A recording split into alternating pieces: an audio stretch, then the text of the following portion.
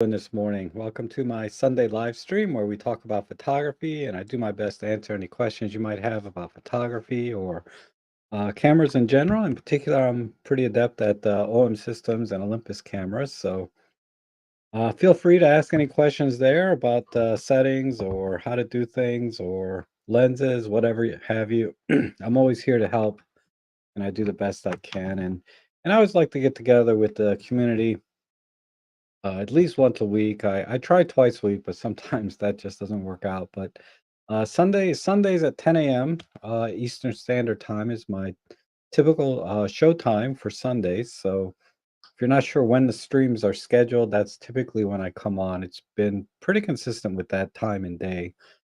Thursdays are a little bit more random. Kind of depends on what I got going on during the week with other things, but I'll always try to be here at least on Sundays if I can. And it's been kind of a slow week in terms of photography for me, other than yesterday I got a chance to go out. But just a lot of stupid things going on that nothing to do with photography and nothing bad, just stuff, right? Sometimes just life gets in the way and you have to do things. But yesterday I went out with my 300 millimeter. It's been a couple of months since I took out my 300 millimeter f4 to do any kind of bird shooting. And when I got there, I went to Huntley Meadows Park. There wasn't a lot of birds. Normally, you can just go there and you're just, there's just a lot of birds to shoot if you stay there for any length of time.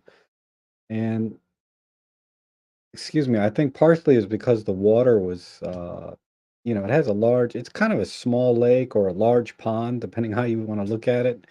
But it's pretty much dried out, except in a couple places. So a lot of the larger water birds, like the blue herons, white cranes, and other variety of like fishing type birds, just weren't there. And there's only one osprey, one brown hawk, but they weren't busy yesterday morning for whatever reason. But there were a ton of frogs. I mean, it was biblical. I mean, there were so many frogs everywhere.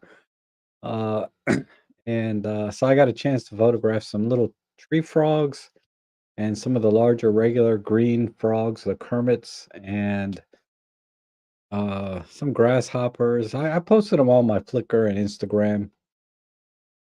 But what I did a little bit differently was I attached my extension tubes to the 300 millimeter f4 to see how much closer I can get because it's already pretty good at magnification. I think the minimum focusing distance is maybe a meter, give or take, 3 or 4 feet.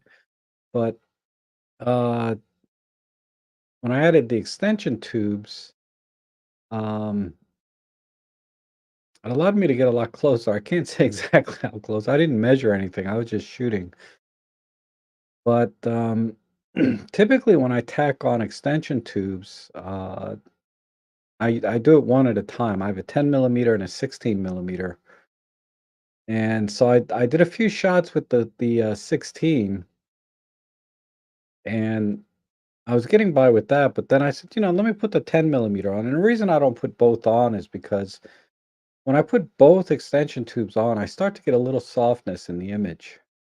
And to the point that like if I use my 40 to 150, which is my favorite kind of macro combination, or my 75 to 300, when I stack both extension tubes on, where are they? What's in my bag? But I got two of them. They stack up to about 26 millimeters. I get a lot of softness, and it feels like reflections or flaring inside. But with the 300 f4 Pro, I wasn't getting that.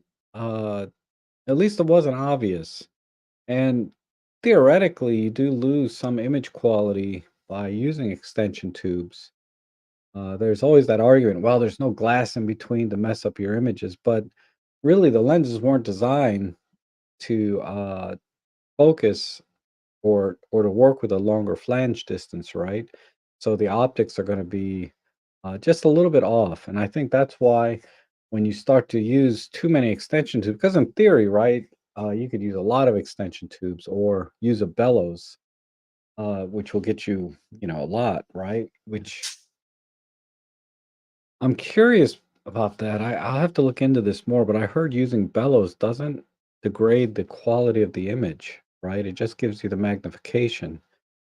So I don't know why an extension tube would be any different, but I do notice a degradation in quality when I go beyond 16 millimeters, that on my other lenses. But on this lens, it didn't have any problems. So I'll show you one or two that I did. Let me go to my Flickr page because that'll give me the full res images.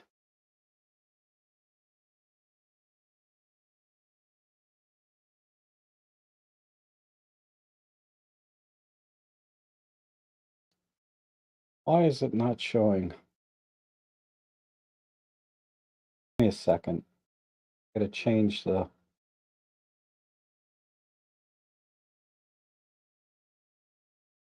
play.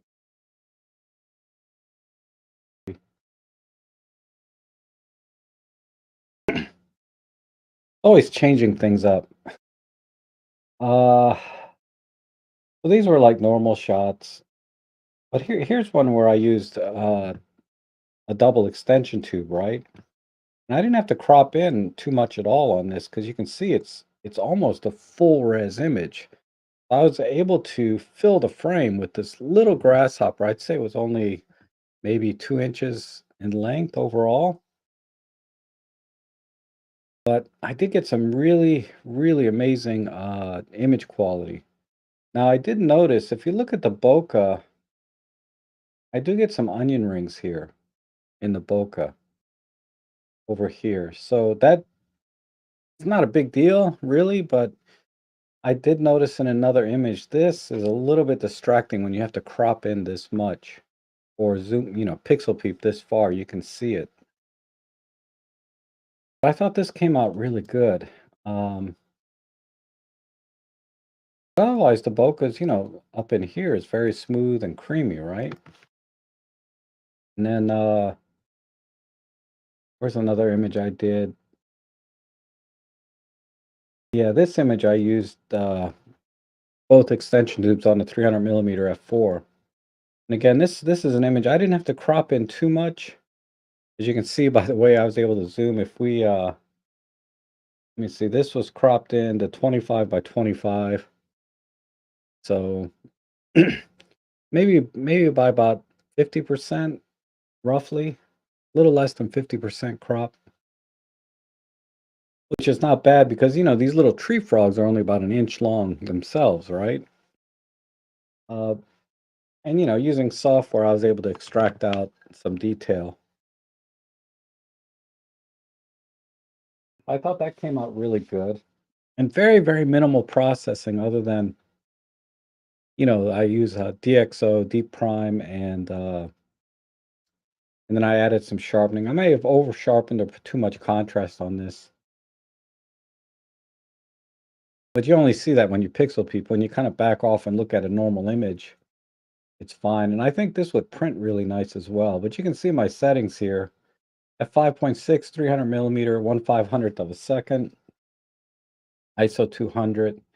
And I made a note here, I edited in PL5 with a 10 and a 16 millimeter. Uh, and one other image I'll show you that I thought came out really nice. I mean, there's nothing special about the image in of itself, but uh, I was able to pull out so much detail with this lens. I over sharpened a bit when you pixel peep like this, but uh, it just it came out. I think the detail I was able to pull out and the colors and everything were pretty amazing. Um, this one came out really nice, and then I'll show you one more. Oh wait, what's this?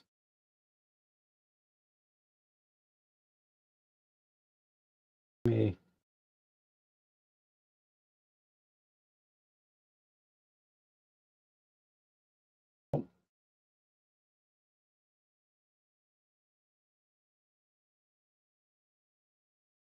okay. Uh, well, I'll show you well, let me show you 2 more. This one here is actually 2 shots, uh, and then I stitched them together. So what I did is I took a picture of the top half of the bird, and I took a picture of the bottom half, and then I stitched them together. So it's basically a pano of this bird because it was so tall, and I was really close to this bird. Um, in hindsight, I think the stitching was a waste of time because I think if I just cropped in and just looked at it this way, um, this in of itself is I think is a nicer picture than seeing the whole body. But yeah, this is so that's the only thing different about this image is it cropped off about right here, right around the bird's shoulders, and then I took a second image down here, and then I stitched them together because I was at 300 millimeters and it's not a zoom, so I had to just take 2 pictures. The only problem is I didn't refocus down here. So you can see uh, that the depth of field is so shallow. I focused on the eye. Well, I should say the camera focused on the eye because I was using bird detect. But then when I focused down here, or I didn't refocus, but the depth of field is so shallow that the body just is out of focus because I was very close with a 300 millimeter. What was my aperture? Yeah, f5.6. So what I should have probably done is either refocus or try to shoot at f11 and see if I could get a little more depth of field. And I doubt the diffraction would be that bad. I'll have to experiment a little bit. And then finally, this image, this is a heavy crop. You can see when I magnify, I only get that much. Let me see how much it is. The dimensions of this, the original, so 1 by 1. So this is a 1 megapixel image, right? Um, and even at 1 megapixel, I was able to pull out a ton of detail. But this is where the this is where the bokeh is a problem, is up in here. The bokeh is a little bit busy. And again, if you look over here, I'm getting the onion rings. And that so that was a little bit of a problem. I actually went in and I brushed in a little bit of softness into the background manually. So this image had a lot more editing, meaning I actually went in with a brush to brush out some of the busyness. So that this is one of the I'd say the only weakness of the 300 millimeter f4 is when you get a lot of speculars like this in your bokeh, um, in situations, some situations, it becomes very obvious the onion rings that you get. And onion rings are caused by the spherical element in the lens. Uh, so some of the benefits of spherical lenses, you can make more compact lenses and lighter lenses, but then uh, you might get the side effect of this onion ringing, and the onion ringing is minimized by polishing the lens, right? So that you get a very, very smooth spherical element. So the polishing part of this particular lens element seems like it's not quite as good as say a Leica. But I've never shot with a Leica lens, so I can't speak to the quality of the bokeh on a Leica. But it's definitely on this lens. The bokeh is a little bit busy. Uh, and my best guess, I'm not a lens designer, but my best guess would be it has to do with the polishing of the spherical element in the manufacturing. But anyhow, but you can see otherwise the bokeh is very smooth and creamy, and this is due to mainly the aperture blades in the lens itself. They did a really good job in designing the aperture blades because the transition from sharp to the out of focus area is very, very smooth. So excellent job there. And and of course the overall sharpness is amazing. I mean, to be able to crop in on an image down to less than 1 megapixel out of 20 and still get a really, really sharp image, um, I thought was amazing. So, no complaints about the lens really for what I'm getting, right? Everything, all said and done. I mean, it's kind of expensive though. Maybe they'll come out with another version and we'll see what they'll do because they're coming out with I saw Jimmy and Peter came out with announced or Olympus updated their lens roadmap to include the 90 millimeter macro lens, and that'll be an interesting lens. And I've had some time to think about it, because now they have a 30 and a 60, and they're going to add a 90, and all the 90 is going to do is give you some more working distance, right? So maybe you can be this far away and still get a one-to-one uh, macro. I mean, I don't know what the specs are, but just in principle, right? You might get this much working distance and still get one-to-one macro versus the 60 millimeter is more like this, and the 30 millimeter is more like this, right? You get one-to-one macro, and so that in of itself, if you do a lot of macro work, I think that could be a really good benefit. And I think you throw on a Raynox or whatever those magnifying glasses you put on the front of your lens to give you like 2x magnification over what the lens already does.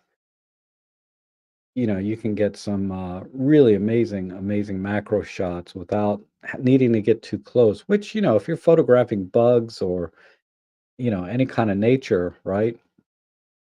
Any kind of creature, I should say.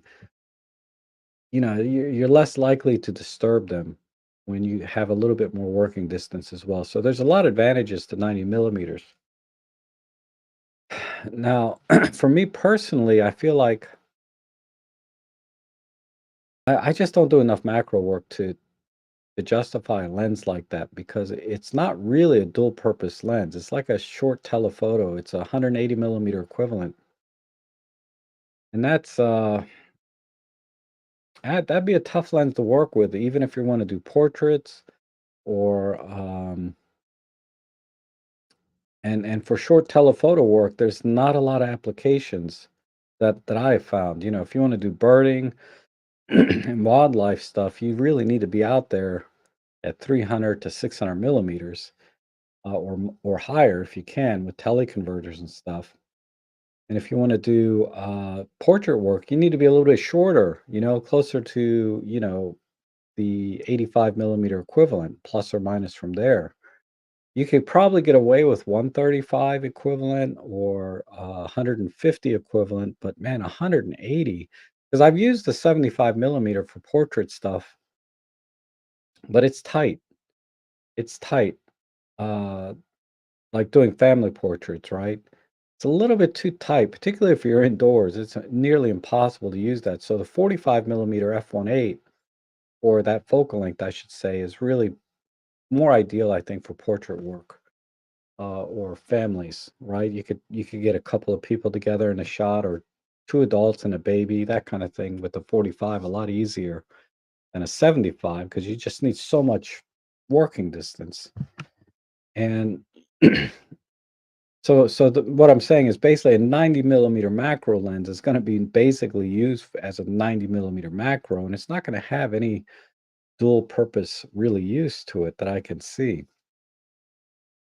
Because of we have to double it on our micro four thirds, so it'd be 180, and that's a tough focal length to work with. I think in a lot of situations, maybe doing some moon photography, like some night shots of the moon over a horizon or something. you could do it for that if assuming it's a sharp lens, and I assume it will be. But even then, I prefer to be at a 300 millimeter when I'm doing moon shots, uh, just to get that compression and make the moon look bigger in the frame, right? So I don't know. I think even if it comes out, I won't be tempted at all by that lens. Mainly because it's a macro lens, and that's really all it's good for. Uh, if you buy other lenses, they're a little bit easier to work with, right? The 25, the 50, even the 60 macro can be used for portrait work, uh, in addition to macro. But at 90, you're kind of pushing it, I think. I don't know. What do you guys think? It's just my thoughts on that lens. But the good thing is that they are releasing new lenses and new cameras this year under the OM System brand, and that's very encouraging as always. So I look forward to what else they're going to be making. There was a couple other zoom lenses coming out, I guess. Uh, can't remember the range, but it's going to be in the 40 millimeter to 200 millimeter range.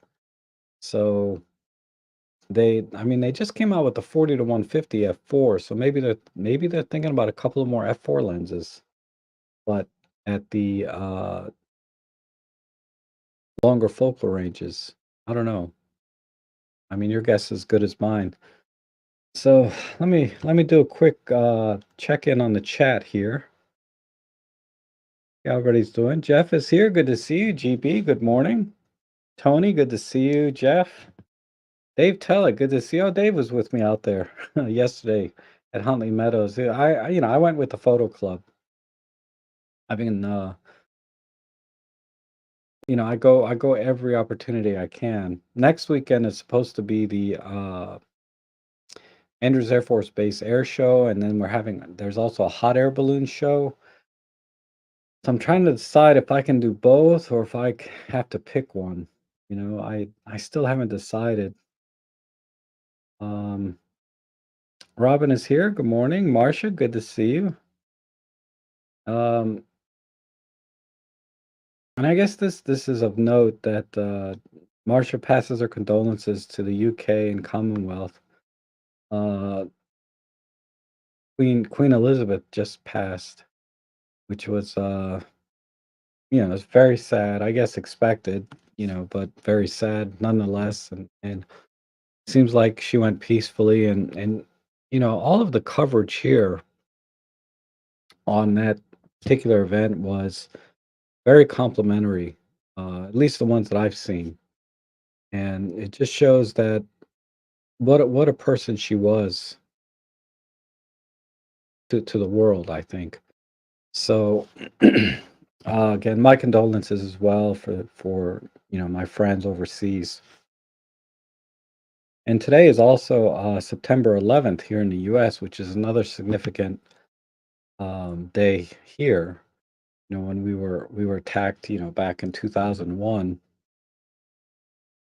and I was affected a little bit by that event because my dad was in the Pentagon when the airplane hit it, and so there was about 4 hours.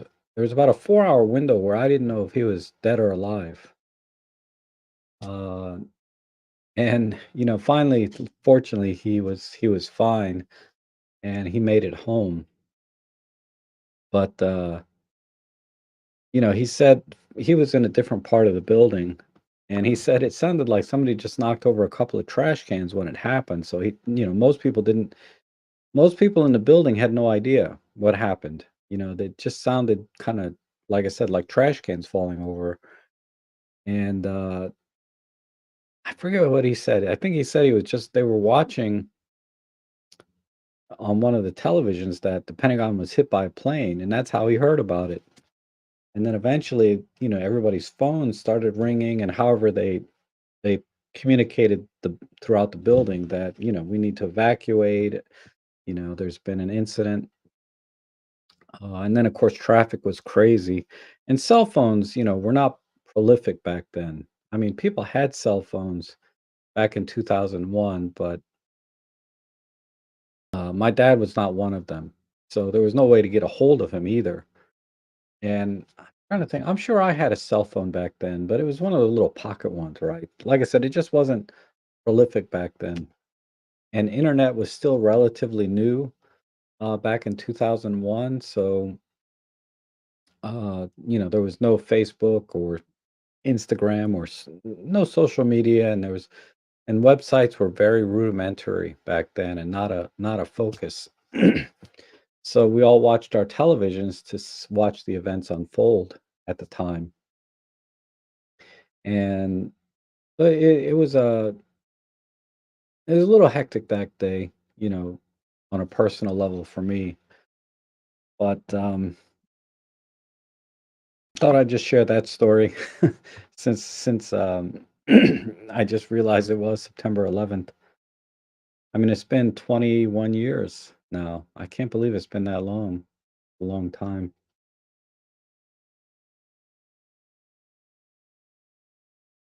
Yeah, so we just talked about this one, Jeff, and I shared my thoughts on that, I guess. Uh, yep, JM Carb is asking as well uh, about my thoughts. So hopefully that made sense, what I talked about. And Walter's here. My goodness. Good morning. You're doing some shopping, huh? I have some affiliate links down below if you need to do any shopping, so that would be much appreciated.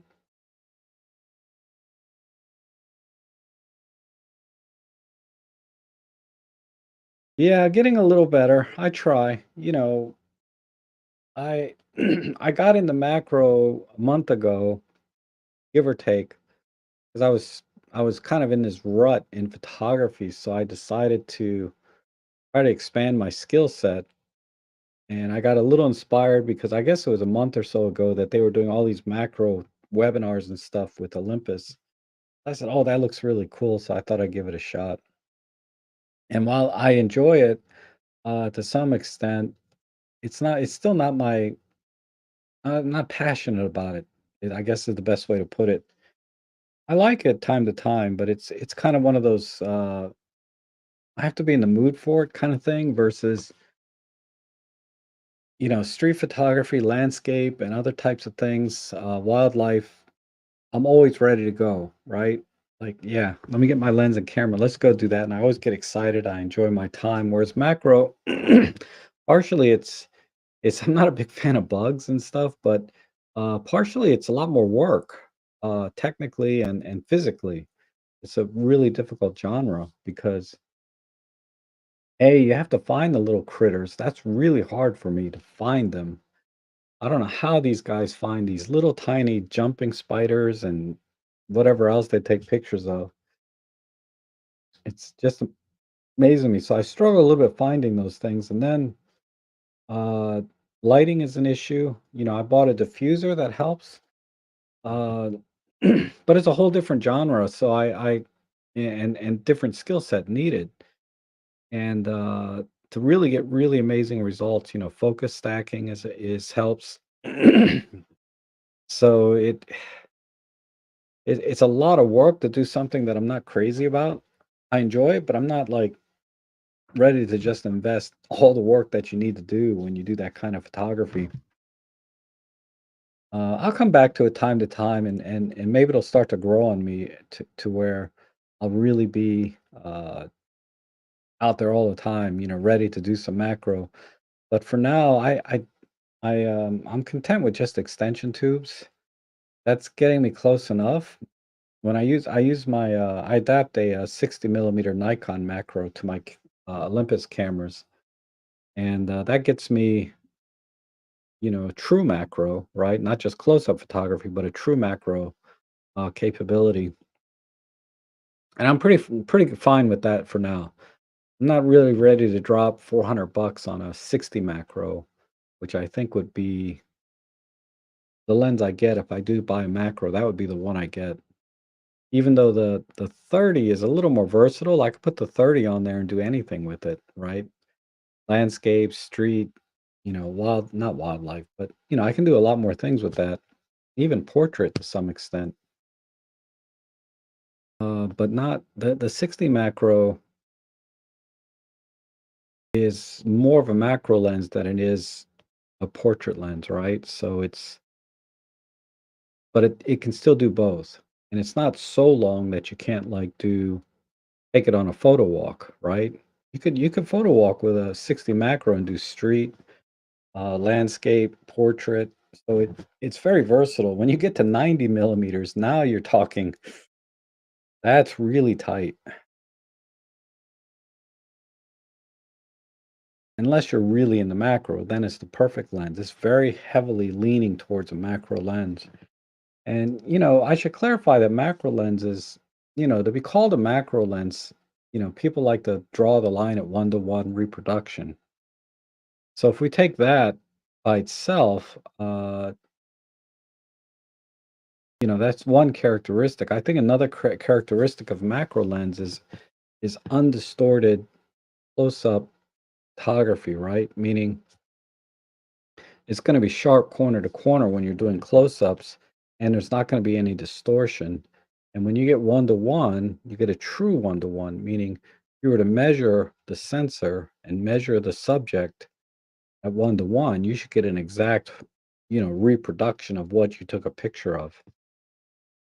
And of course, that's very useful in scientific type photography. I guess it's not my genre again, but uh, there's very specific reasons people there's a very specific way that macro lenses are designed. So theoretically, when you look at regular lenses, like take a 25 millimeter f1.8 or 45 millimeter f1.8, these lenses are designed to focus and be sharper closer to infinity than they are close up. And a macro lens is kind of the reverse of that. They're designed to be sharper closer up than they are at infinity. So the optics design is different, kind of an inverse relationship there to each other. In practice, can you see the difference? No. But in theory and design, that's the difference between macro and a regular lens is, the macro lenses are designed to be very sharp at short distances. Uh, but anyway, that's, like I said, it's practically there's very little difference, because our sensors, 20 megapixels and the pixel pitch may not be able to resolve the difference between the two. Um, but there's certainly in very specialized photography where you do macro photography, those things are much more important. Okay. And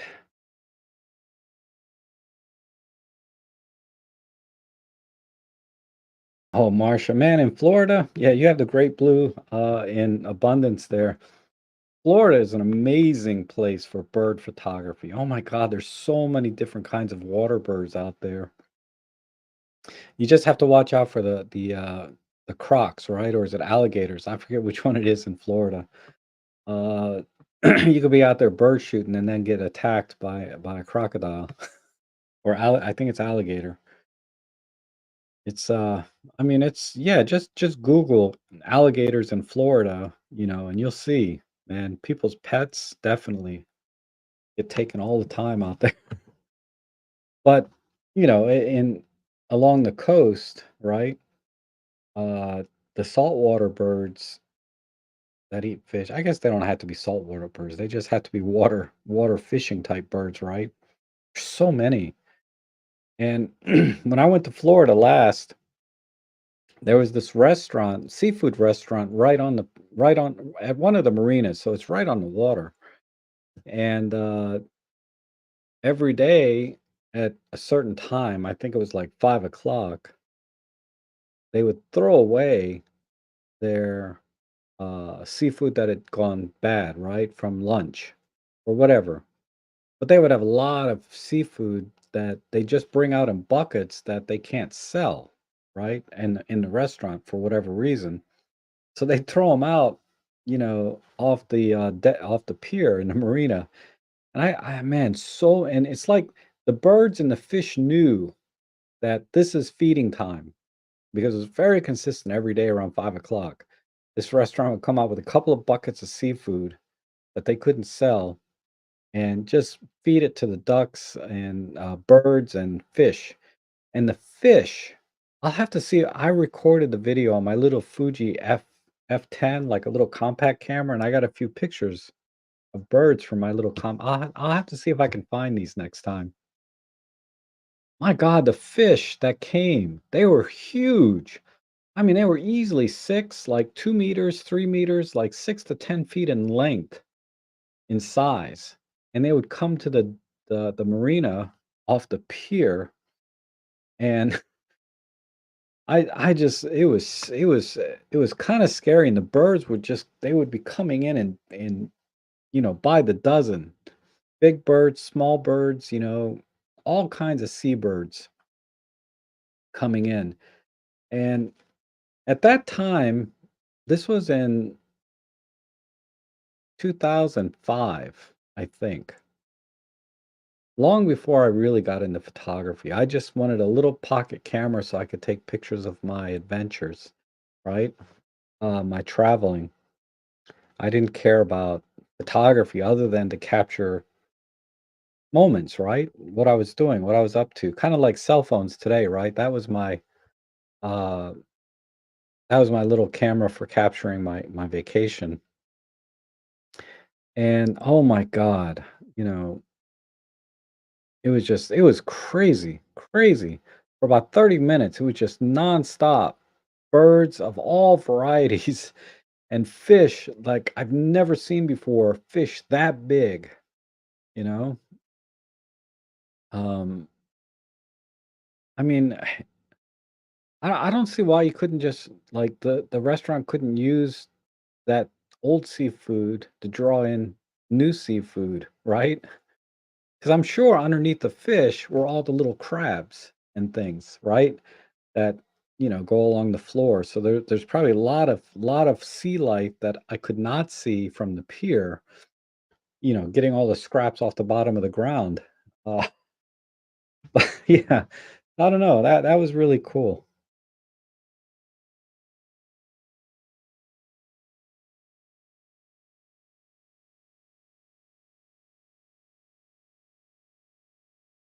And sunny in London, awesome. And I just had to make a note. I saw there was a double rainbow on the day that Queen Elizabeth passed. That was amazing. I mean, if that doesn't seem like divine intervention, I don't know what does. That was pretty amazing. A double rainbow. Um,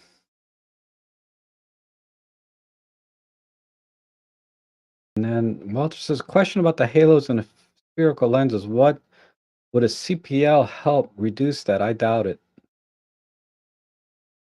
I doubt it. I mean, I guess it might, but that's an interesting question, but I doubt it. Um, because it has to do, like I said, with the polishing of the spherical lens. So even though the light is coming in through the front of the sensor, let's take one ray of light coming in straight, and which is what a polarizer does, right? It just takes in rays of light coming in at one angle. It's going to hit this spherical lens and bounce off or get refracted or diffracted depending which way the lens is, bending. And at that point, the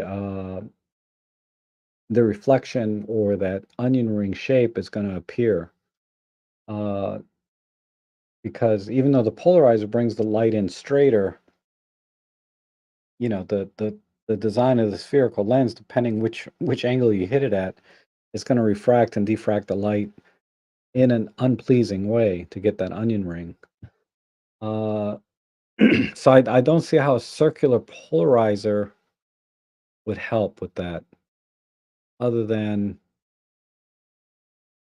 it might reduce it some, but I don't think enough. I'd have to test for that.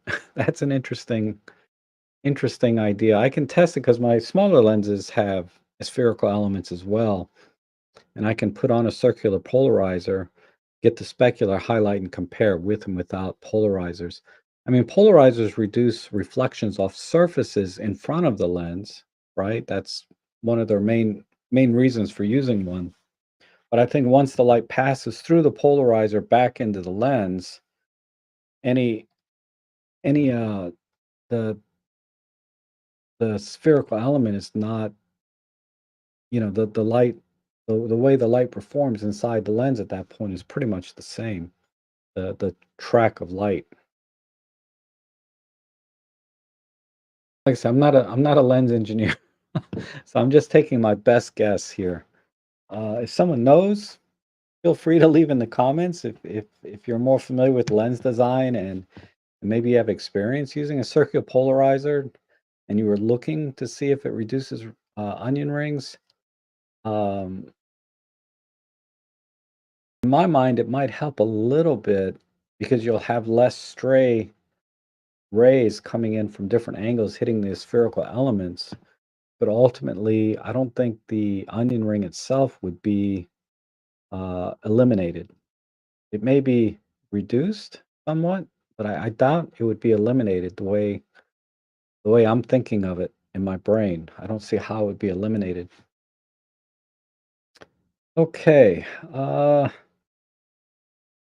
90 macro. Oh, that's a good point, Marco. It has the 90 millimeter macro that's being announced from OM Systems has image stabilization built in, and he said it's probably going to be sharp for headshots too. Yeah, it would have to be very tight headshot. You'd have to stand pretty far back, I would think. That's why I think it's just seems a little too tight. I mean, I know there's people that do use that focal length for headshots, and it really makes for interesting headshots because you can blow out the background in terms of depth of field, where it's just nothing but just a very smooth background. And if everything inside is polished and the design of the aperture blades and everything give you a very smooth and creamy out of focus area, I could see the 90 macro being used for headshots, which to me is I in my mind I distinguish headshots versus portraits. Portraits I think more of like shoulders up, chest up, like a little bit more in view here. At least the shoulders. Headshots don't necessarily have both shoulders. A lot of times they're kind of cut off. uh,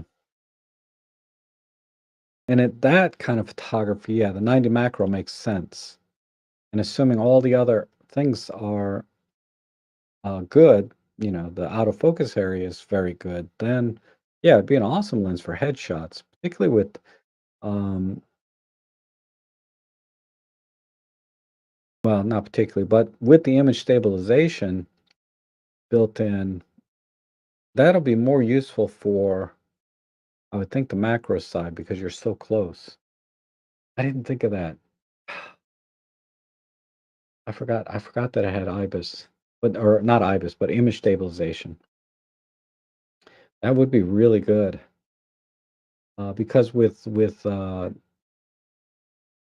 it's a tough call though. If you use Flash, image stabilization is not quite as critical because you're using fast shutter speeds anyway.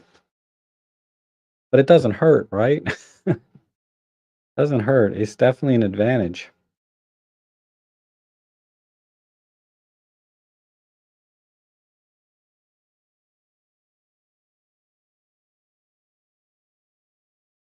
Assistant Insurer says, I've used the Nikon 200 macro lens with converter, produced great shots, but had to sell to raise money for the 150 to 400. Hoping this new 90 macro will be a good replacement. Yeah. Yeah, I guess it would be pretty much similar to the Nikon 200 millimeter on a full frame. It's very close. You know it's gonna be $1,000 lens though, right? Oh, but if you have the 150 to 400, that's a what, a $7,500 lens.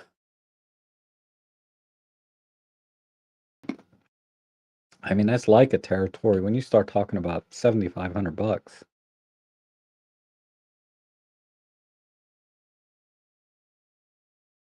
Yeah, and Michiel is saying, in addition to the 40 to 150 2.8 Mark II, maybe a 50 to 200 f4 with teleconverter. That would be an interesting choice. If they do a 50 to 200, then you can tack on a teleconverter. That would be an interesting combination. The trick, I think, to that would be they'd have to make it smaller than the current 100 to 400, right? If they can do that, that would be a nice setup. Because a 100 to 400, man, that's basically a cannon, a bazooka, right? That's a big lens.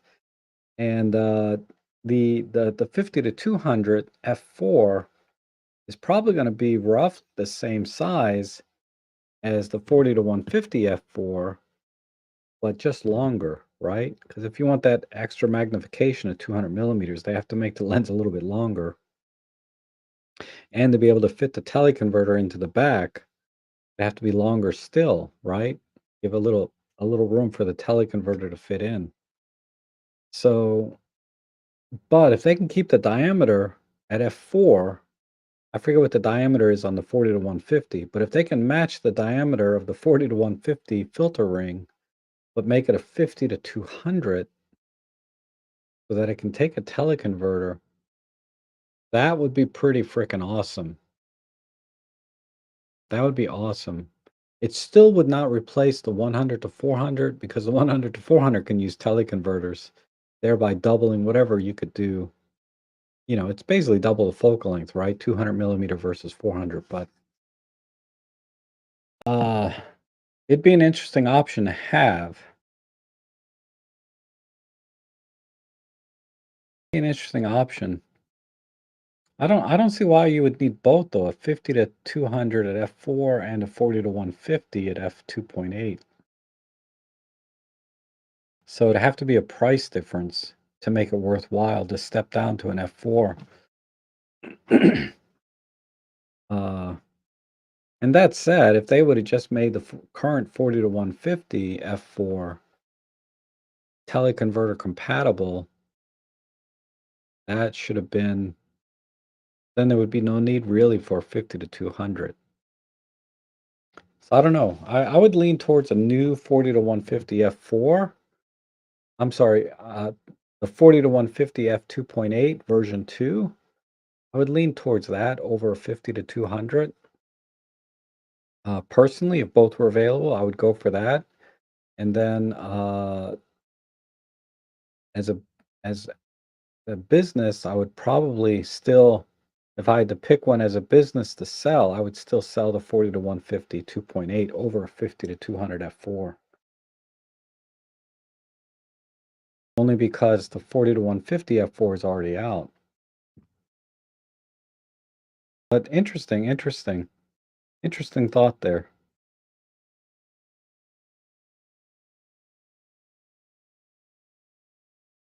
This I have no idea if it's going to work with the teleconverter or not. If it did, that would be interesting.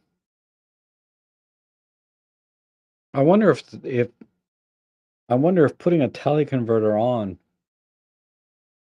changes the minimum focusing distance, but still give you more magnification and change it in a way that you can have more range. If it changes it so that you have less range, it may give you even more magnification. It's a tough call. uh, versus just putting a little Raynox filter on the front, what would be better, right? I don't know. So many choices, right? It's good to have choices though, but that's a lot of choices.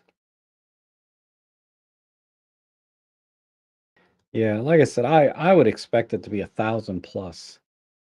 Uh, because what would be a good comparison?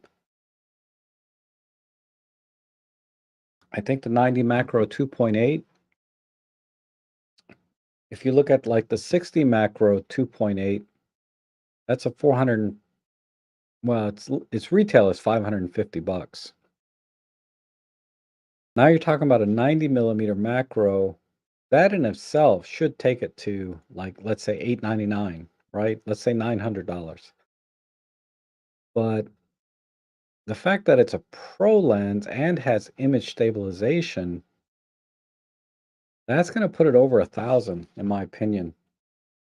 I would say at least 1,000, but probably closer to 1,200, if I had to guess, because they're they're they're making it a pro lens with image stabilization. If you look at the 40 to 150 f2.8, that's a pro lens at $1,500 with no stabilization. The only pro lens, what is it? The my 300 f4, the pro lens with stabilization, that's $3,000. It used to be like 2,500, but it's 3,000 now. Uh, what else is there? There's the 100 or 400, but that's not a pro lens. There's a I mean, the only other prime, like the 45 1.2, but that's a 1.2, so they're charging a premium.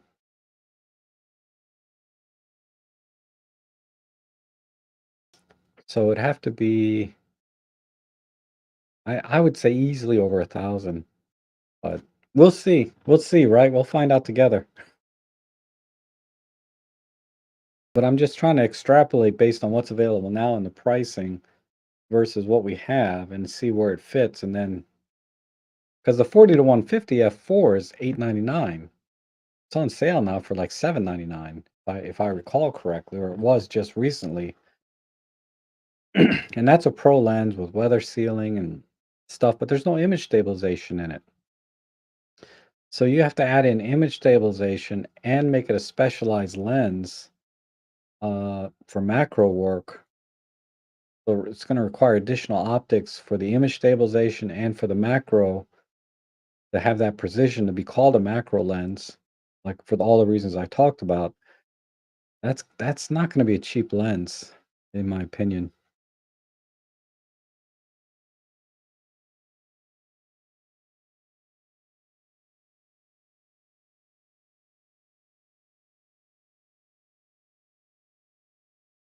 Oh, Randy's here. How's it going, Randy?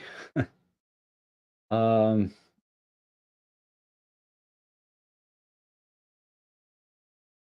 oh, you're at the beach, huh, Seraphin? Yeah, I think you mentioned that last week. You're going to the beach. I'll post some pictures in the forum or on the oh, I should talk about my forum for a minute too. Um, on Flickr. But I think I've seen you on Flickr. I'm trying to recall. Actually, I don't think I've ever seen your images on Flickr. I think you have posted in the forum before though. Maybe you don't have a Flickr account.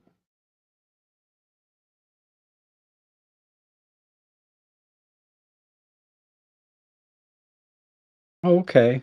So Randy's uploaded another video. I haven't caught the last few where you went out to see what the flash flooding did and all of that.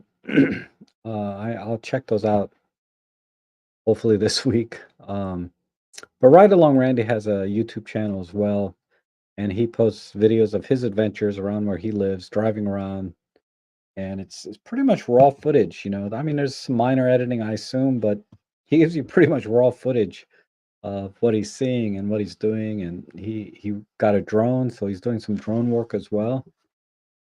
So it's interesting.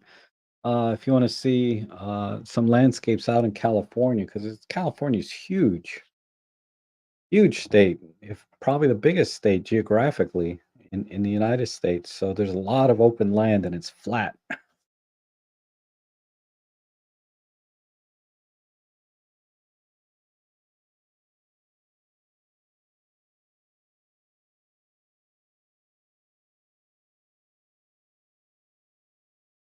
I have not watched this one with the old Pentax KO1. I saw the thumbnail, I didn't watch it because I feel like he did. I thought he did a Pentax KO1 video last year or earlier. Uh,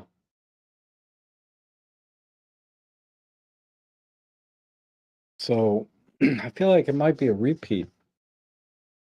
Not, basically same camera, just different photo walk. I didn't watch that one right away. I mean, I try to catch everyone's videos, Jimmy, Peter, Robin, Maddie, and others, but that one I didn't jump on right away. But that is a cool little camera. It really is. I mean, it's just definitely on my short list of cameras I want to have on my shelf. Probably wouldn't be a camera I use every day, but I got too many cameras. I'm starting to get a little bit of nauseous by the amount of cameras that I have versus what I actually use. I mean, I enjoy each one for what they can do separately, or if it's not that they can do something, but the different kind of experience you get when you use it. Uh, but I just this recently within the last couple of weeks, I'm like, man, it's just too much. What if I sold all of this and just bought like a Fujifilm X, GFX 100 for like 5,000? What if I had not bought any of this and just got that, for example? But I'm not a landscape guy. I really like my birds in flight, and in my opinion, there's no better camera really than the OM1 with a 300 f4 to do birding. That combination is amazing. Unless you want to step up to a freaking $20,000 setup like a Sony A1 with the 600 f4. Okay, yeah, you're gonna do better with that camera, but not by much. Not $15,000 worth of difference between the two, in my opinion. Because money's an object, right? If money were no object, yeah, I'd probably go full on. But then there's size and weight, you know? So it wasn't only money. It's not only money that decides your purchase decisions, right? It's a lot of times size and weight, versus better quality. Uh, I think with the OM system and the 300 f4, that the quality compromises are minimal compared to the difference in weight and size. Uh, so if they were the same price, right, then I'd probably be like, well, maybe the Sony A1 and 600 f4 would be better if you don't care about size and weight. But when you throw in the price and the size and weight, compromise is very, very minimal with an OM1, if any. Uh, and I can see where, and I don't know. Anyway, you guys get it, right? Full frame versus crop sensor. Uh, it's kind of old hat, the differences, but um, I don't know how I got onto that with the talking from Pentax. I know David just got a new K1. That's kind of cool. Remember the Pentax K1, their first full frame camera, and they came out with a K33, I guess. He was saying, I don't know. I don't follow Pentax either, but um, the K1 is pretty slick. That's a pretty slick little camera. See, now I'm getting gas again because it's like I love gear. I just love gear. I can't help it. Um, when I pick up a camera and I think about the design and engineering that went into it and how it's different than, say, the design, engineering, and go as far as even philosophy of what cameras are. Every camera has their own design, engineering, and philosophy versus another manufacturer. They're not cookie cutter in cameras. They're all designed to be uh, for in a very specific, deliberate way, right? So I don't know. I would like this morning I was watching videos on the Panasonic S1, no, the Panasonic,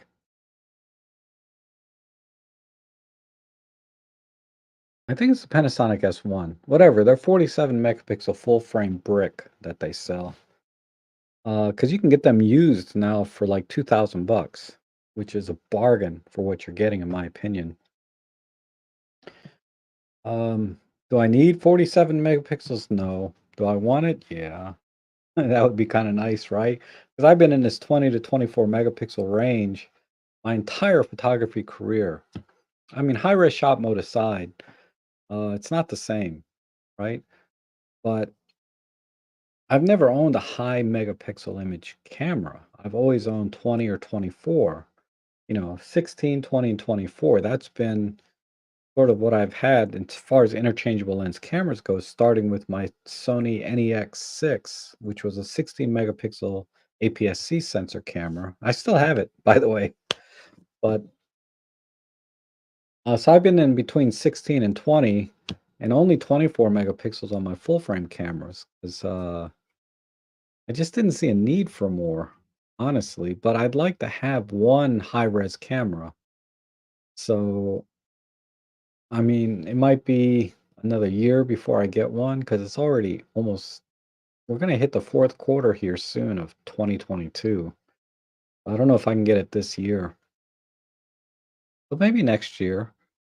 The only reason I was considering the Panasonic version is because I already have two lenses for the L mount, and they're awesome, right?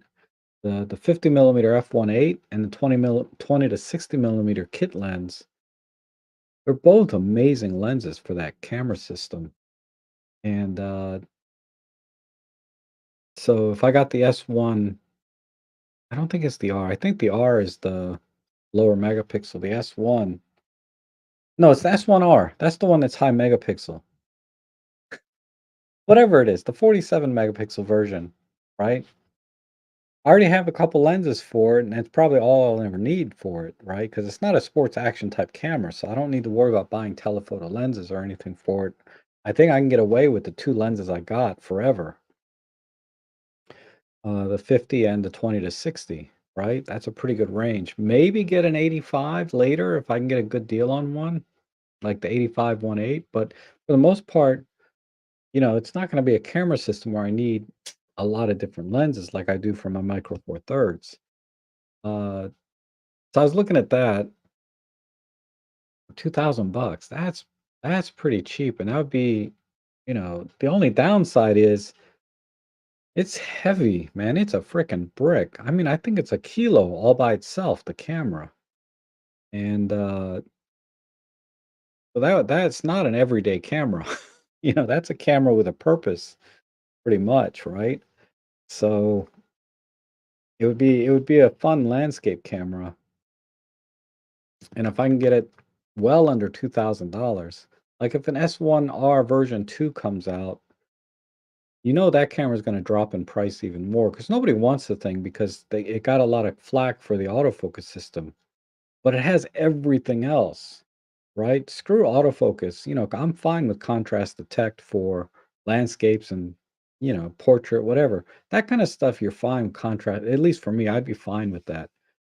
You really only need the really fast autofocus and stuff if you're shooting moving objects, right? But I do mostly still life. But anyhow, the if I can get the S1R for 1,500, maybe in that range, that would be that would be very tempting. That'd be very tempting because it has IBIS like my S5. Because I have an S5, which is a 24 megapixel, and it has the high res shot thing too, but it's not the same. There's always a little bit of compromise when you do this AI type photography, right? Uh, I'm gonna start looking into that and see. Because what I really like about the L mount is at some point, if I ever hit the lottery, I can start buying Leica L mount lenses for it too. And, ultimately, it's about the glass, right? The kind of lenses you can get for your camera system, not so much the camera body, whether it's full frame, crop sensor. You can get really good glass for your system, like in Micro Four Thirds. No question, there is some excellent glass out there. You're going to get excellent images. So that's why I'm like, that's why I'm like hanging on to the S5 is I want to get some use out of it because, I haven't used it hardly, but also because the potential to get really good glass on it is interesting. And to take advantage of that excellent glass in the L mount series, you would need a higher resolution camera to really take advantage of it, right? So it just fascinates, and that's very gear orientated type photography where I'm not buying the gear because I need it, but because I just think it would be very rewarding in the kind of images I could get with it that I can't do on any other system, right?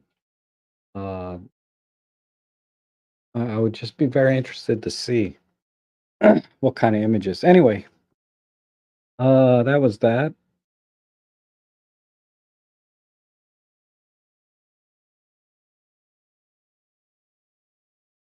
Oh, when I was talking about my story about the fish, they were not sharks.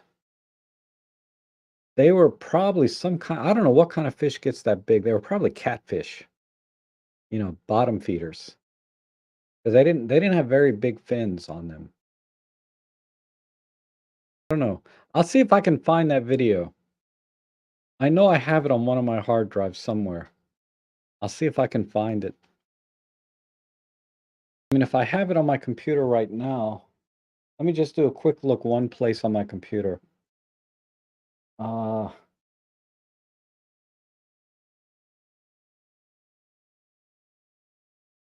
all that loads up. I'm in like silent mode on my computer, so everything runs really slow.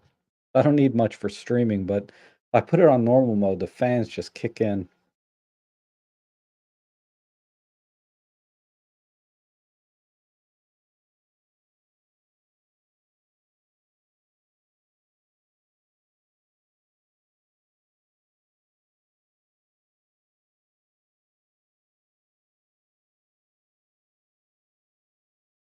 Mm, yeah.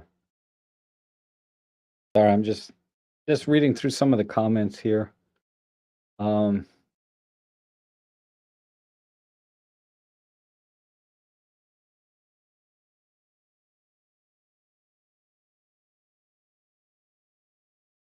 oh, that's cool. You'll have to post that somewhere, Casper, where we can all see it. That would be cool to see. I've always thought about like those Alexa. I can't say that name, Alexa. Otherwise, it just. Anyway, too late. It just yapped at me about something. Uh, I should not have an Alexa in this room because it's a little annoying sometimes. But anyway, uh,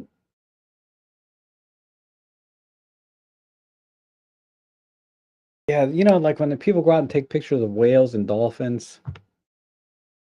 And I have another confession I have to make, which is partially why I didn't do much photography this week. Um,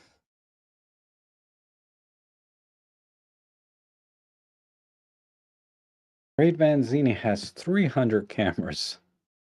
Started collecting back in the 70s. Wow. Wow. Now Marco shared a link here. So there's a link here for some macro stuff that he recommends checking out. So definitely. Oh crap.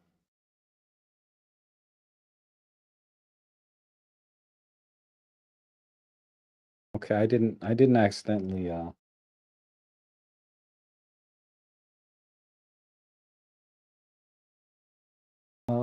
this page here. So there's a link to this Oh, that's interesting.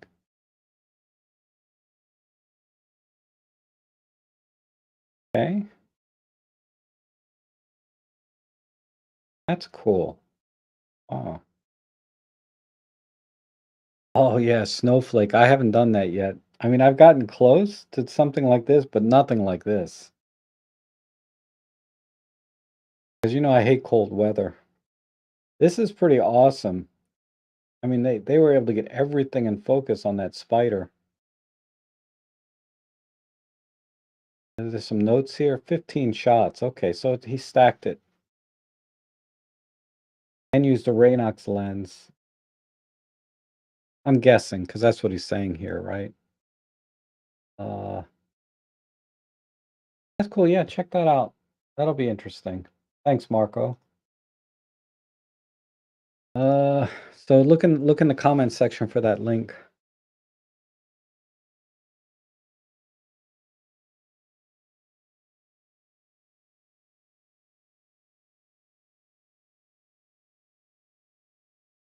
Marcia says, "Oh, his frequency, I drop cameras. I don't want a $5,000 body." I know, right? I have insurance now, though. I'm good. I have a little bit higher level of confidence. Uh, Marco's providing another link here. I don't know what this is. Looks like a 60 millimeter lens with a 16 millimeter extension tube, 2x teleconverter, and I'm not sure what this is. Maybe another extension tube or teleconverter. No, it can't be another teleconverter. It'd have to be an extension tube, teleconverter, extension tube, and then 60 macro. And he's got a 37 to 46 thing here, so probably some sort of Raynox thing on the front. My God, you might as well basically get a microscope. That's crazy. They have these adapters I've seen where you can hook your camera up to a microscope, right? Not that you could take a microscope out in the field, but things are crazy sometimes. Okay. Uh, so there's another link here that Marco shared. It looks like this that I just showed you. It's a picture of that camera.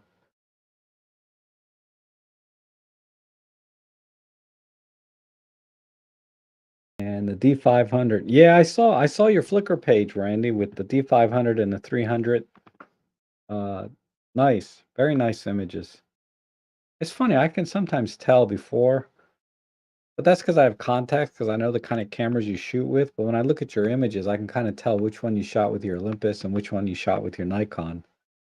I mean, if they were just random images from people I don't know or what they shoot with, I would have a hard time.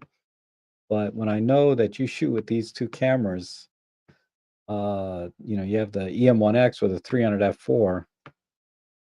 I can sometimes tell. I recognize the characteristic of the 300 f4 now. The way the bokeh is and the speculars that we talked about earlier. I don't see them in your shots too much because you don't have a lot of speculars in your images, but sometimes I can tell which camera you shot with, believe it or not.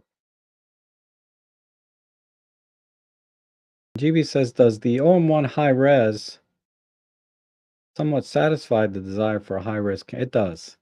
It does minimize the want for a high res. I think my S5 will do 100 megapixel high res as well.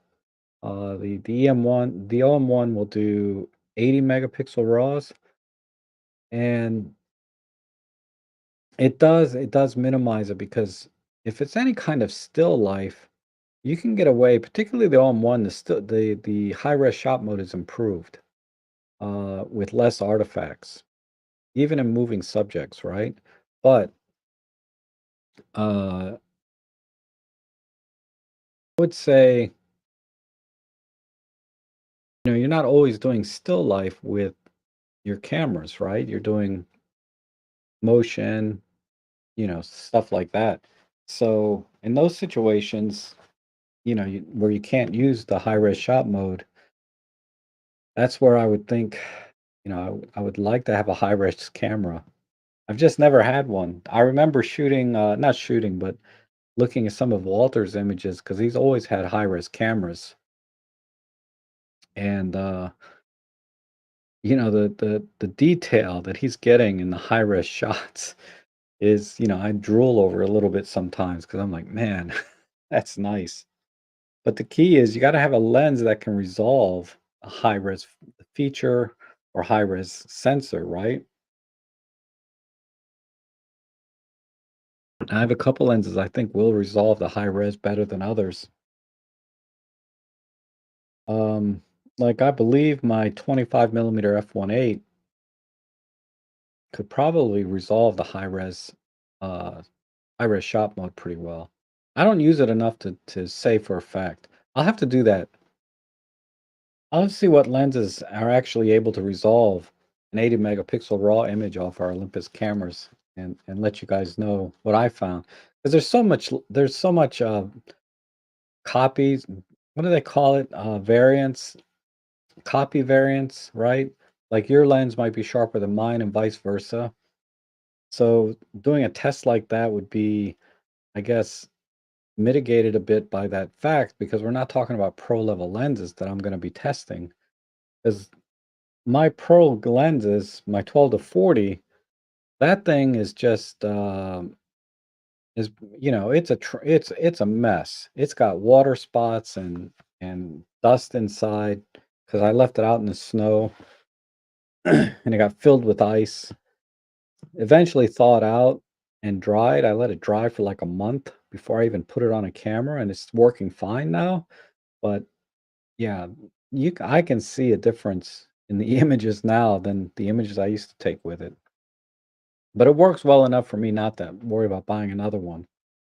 Because I don't do any critical work. Like I don't do any paid work with my 12 to 40. All my paid work I do at wide angle, like 7 to 14. Um, but yeah, my 25 guaranteed I have a high level of confidence I can out resolve I can resolve the high res shot mode. The 17 would be interesting. There's a lot of people that say, like Robin recently talked about he didn't like his 17. And that got me looking at my old 17 millimeter images. While I'm really happy with them, uh, now that they mentioned it, now that he mentioned, I'm like, oh, this could have been better, right? Maybe it's all in my head. You know how it is, right? You don't see things until you start to see things. Uh, it's kind of weird that way. Uh, I'll test my kit lenses, my 14 to 42, my 12 to 32 Panasonic, and I have my 8 millimeter fisheye pro lens. I bet that will definitely resolve high res shot mode. But it's so wide angle, it'd be hard to tell, but it will do it. Um, Or my confidence level is pretty high because the 8 millimeter fisheye, man, is that thing sharp. I know wide angle lenses can look sharp no matter what, but that one, I have a couple of wide angle lenses and that one just crushes it. Just crushes the other two. You can't tell. And that's the thing. Anytime I talk about lenses, whenever I can, I like to do a comparison of a similar lens, if not a similar focal length, and say, okay, A and B, well, from this lens to this lens, there's definitely a difference, or maybe there isn't, right? So my 40 to 150 kit lens, that that would be interesting to see if I can get it to resolve more at 80 megapixels than 20. So I'll try. It'll be kind of fun. I'll have to get my backpack out and pile all my lenses in so I can do it all at once instead of going out every week, different, right? Another question I had for the group is one of my viewers was commenting on my video about he has the 40 to 150 kit lens on the OM1 and he cannot get that thing to autofocus reliably. Now, I'm not having any problems, but I didn't know if anyone else has found any problems. I haven't heard of anything like that, but Uh, you know, I'm asking, do you guys have you guys heard anything like that? I haven't heard anything like that myself.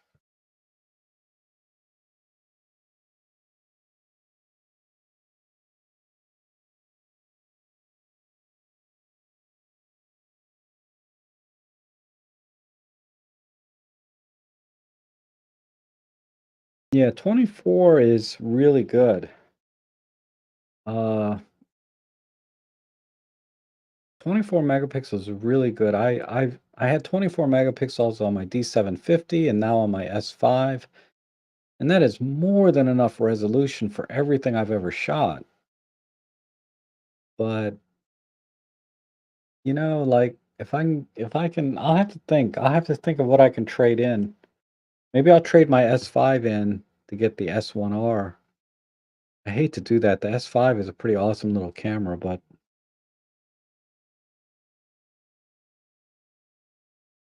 I don't know. I have to give it some thought.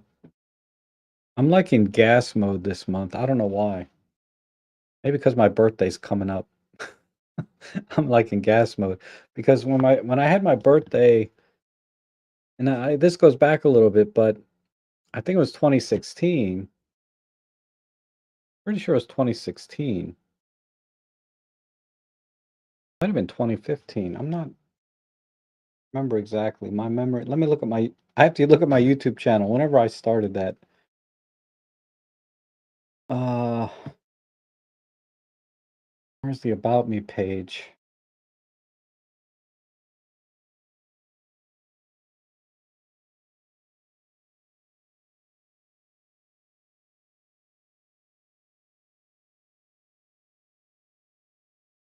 Well, I started this January 20. Okay, December of 2016. So it was 2016. It was September of 2016 that I bought the Pen F as a birthday present to myself.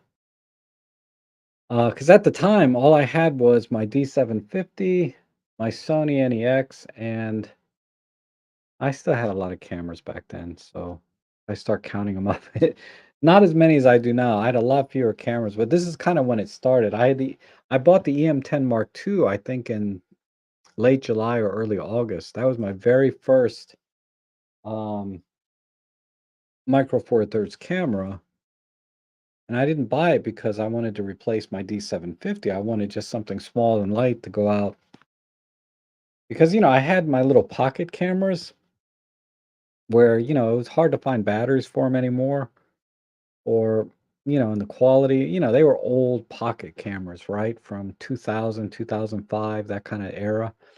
So I said, let me get a nice little compact camera. So the EM10 Mark II, and I've told this story many times, but I bought that in August. But I was so amazed with the quality and the handling and the features in the EM10 Mark II. I was just blown away by it. Uh, that I had no hesitation to buy the Pen F for myself. Because when I went to shop for a smaller, lighter camera, the Pen F was on the shelf at the camera store. But I was like, man, that thing is like 1,100 bucks or 1,200 with tax. It was an expensive camera and no lens. I'd have to buy a lens on top of that, right? So I'd be closer to $1,500 for a camera that I just wanted to kind of put in my pocket and go camping with. So the EM10 Mark II was like, I think I got the EM10 Mark II with two kit lenses, the power zoom 14 to 42 and the 40 to 150 zoom. I got those combined for like 699 at the time. So half the price of a body alone on the Pen F, right? Basically. Uh, but this is, I don't know why in September, October, I get in this gas mode. Because if I look back at my history, uh, it's right around this time of year. I'm always buying a camera, it feels like. Um, but yeah, the Pen F was a birthday gift to myself. And it's still my favorite everyday camera. This is this is in my bag all the time. What do I got on? Oh, I got the kit lens on here now. But this is my favorite everyday camera. I love this camera. Um, yeah, the 20 megapixels or 24 megapixels, as Basil's saying, is really more than enough. Um, yeah, Randy's in the same boat between 8 and 24.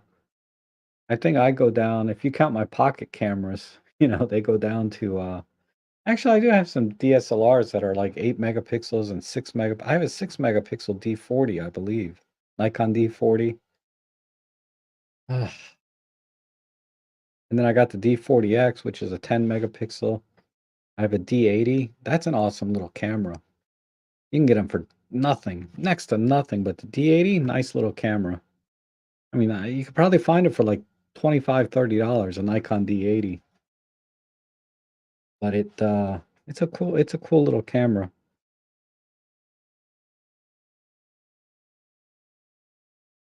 And this Basil says an S1 is my go-to button. Oh, you have an S1. The size and weight aren't a problem. The size actually makes it more comfortable to hold. I've heard that a lot. Yeah. I find small cameras harder to hold because of the ergonomics. I have small hands though, so smaller cameras don't bother me. Um, yeah, the S1R, um, it's just something I'm thinking about. I mean, I have to get some other things in order. I have to pay off my OM1. I still got about 900 bucks I owe on that on my credit card. I'm very close to paying off. Um, it's taken a lot longer than I thought it would. But,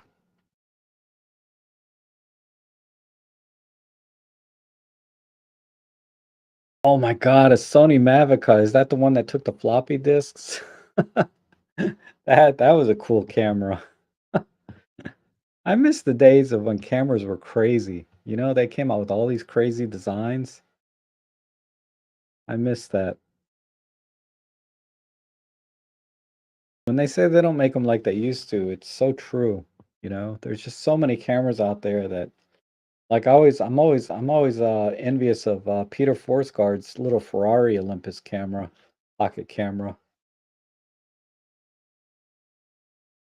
But if I just keep buying things that I want, I'm gonna be in trouble. There's so many things I want. I just don't have the money for it.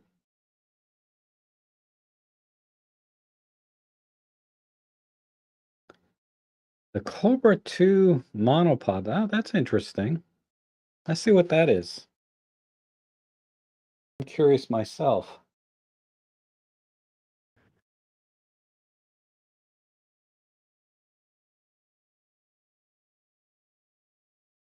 What is it called? High footage Cobra 2 monopod. So this guy, 169 bucks. What is so special? I'm a big Ciru fan. I love my Ciru monopod. Oh, let's see. So we have so you need to buy a ball head for it. They have a taller one. I'm sorry, 59-inch versus 180 centimeters. That's not much difference. Um,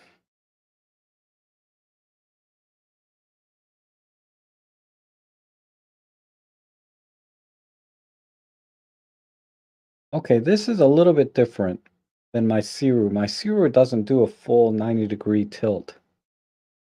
It will tilt around, kind of like they're calling this the 90, but I can't get down to 360 and go around. I can't see much use for that, but it's definitely something my Ciru doesn't do.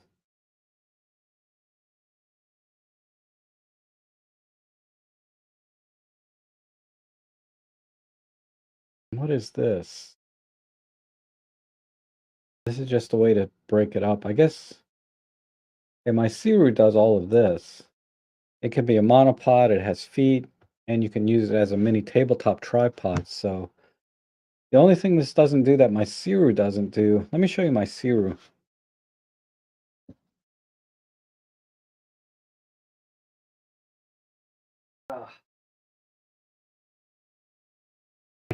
I can't show it to you because it's in the car.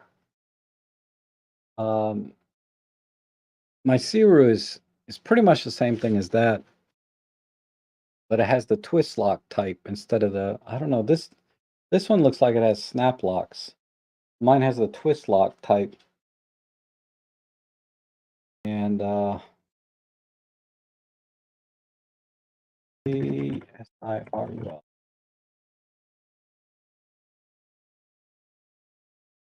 I think mine costs about the same.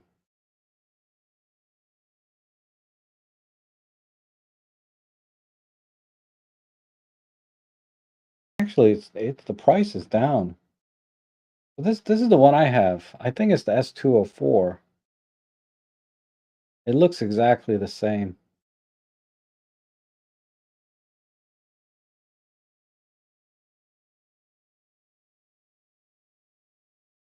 Oh, oh, the feet are a little bit different. This is a smaller one than mine.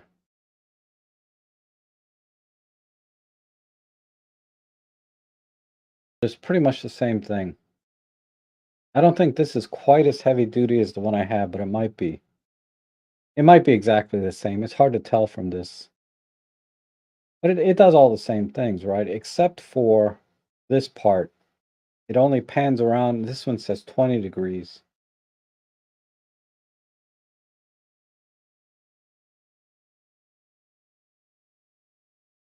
So, but I don't know anything about that brand. iFootage Cobra. It's iFootage. I think that's a Chinese brand. So you have to look at some reviews online. So is Siru, by the way. So what difference does that make?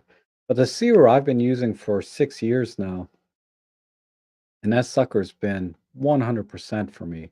And I still use it to this day. That's why it's in the car for my paid work to do video. If you saw my last real estate video vlog, you'll see me using my Siru in that video. Um, but okay, appreciate the recommendation. Let's see what else we got in here. Oh, Jabber says, thanks a lot. I've learned a lot from you. I'm happy to help as always. But thank you for watching. And then let's see. Serge says, I bought a Ben. Oh, okay, the gear head. I noticed that the knob to secure the Arca Swiss plates move a lot. Is that normal? Yes, because the knob on the Arca Swiss plate is you turn it and it's it feels loose, but that's so you can pull it out, reposition it, and turn it some more, right? If that's what you mean. So that the knob on that, you pull it out, reposition, and then turn again. So maybe you're not getting the full turning ratio or rotate the full turning rotation of that knob. You can't do it in one turn. You have to pull the knob out, reposition it, and then turn it again. So that's probably what I think that's what you mean, Serge. If that's not what you're talking about, let me know. But I believe that's what you mean. But that's an awesome gearhead. I've been using that for about 4 years now, and it's been 100%. Um, I mean, for the money, I paid 175. I got a discount on it or something at a show. But I paid under 200. I think it's a little over 200 bucks now, but I paid under 200 4 years ago. Um, for the money, in my opinion, because I think Manfrotto makes one as well. But I feel like the Benro better made and more usable than the Manfrotto version. Because at the time I was doing a lot of research between the two gearheads, between Manfrotto and Benro, because they were about the same price and did the same thing, right? But I felt like the Benro was a better made, easier to use gearhead than the Manfrotto version at the time. Uh, so how you liking it though? It's an awesome gearhead though, otherwise, right? Other than knob, which I think that's all you're talking about. But let me know if that's not what you mean. Um,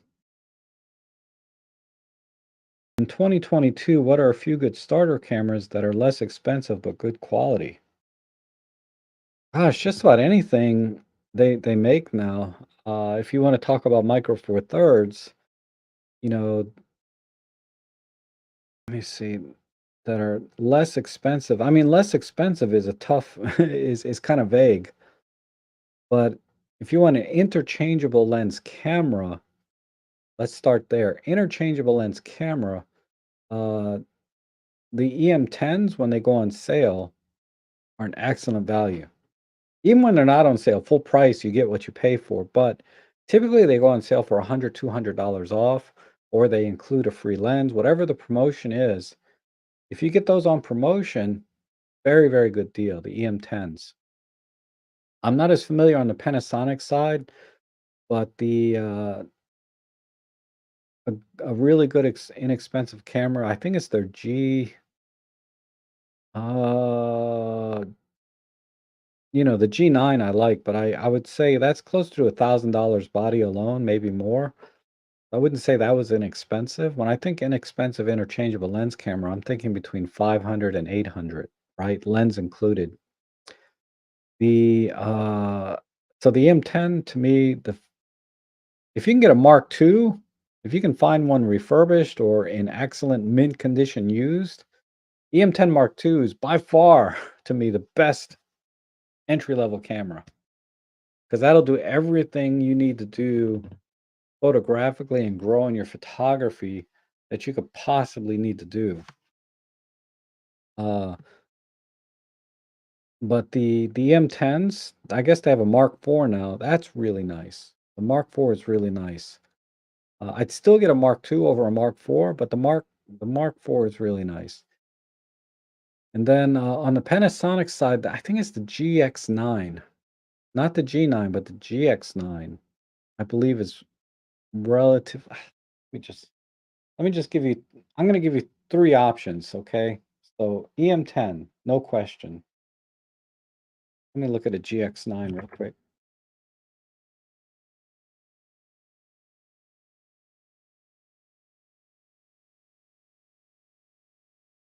1,000 bucks with a lens. That's a little pricey. I've seen it on sale for less. But this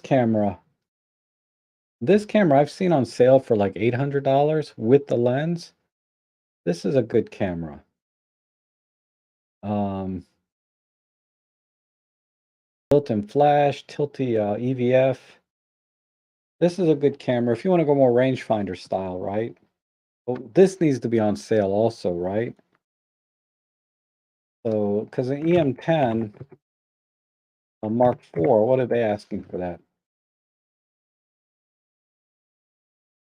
Yeah, EM10 Mark IV with two lenses is $1,000, but it goes on sale, right? So these are two good entry level cameras. The third one, let's say you want to move up, you want to go into APS-C. I think the Fujifilm X-T they have. Is it still the T30? They have a T40? No, T30, right? Two. See what that goes with a lens. That's a little pricey.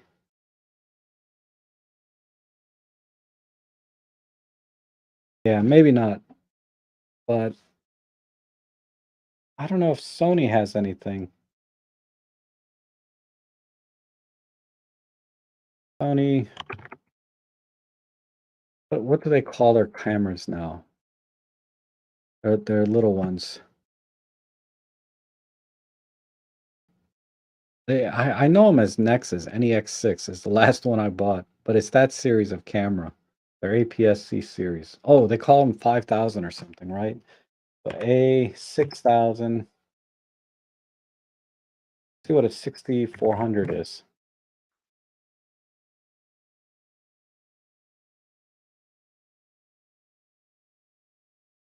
This kit's not bad. It's $1,000 with a lens and a bunch of other crap. How about just a yeah, $1,000? I don't know. Those are good interchangeable lens cameras, right? But don't overlook like your bridge cameras either. Where the lens is already built in. The little pocket cameras with the 1-inch sensor, like the Canon G7X Mark III. That's the newest one.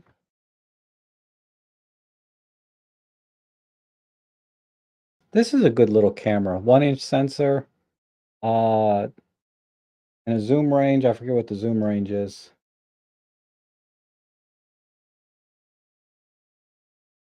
What are they saying here? 8 to 36. So you multiply that by what? 4? And you get it's basically a 24 to 105, give or take, or 120.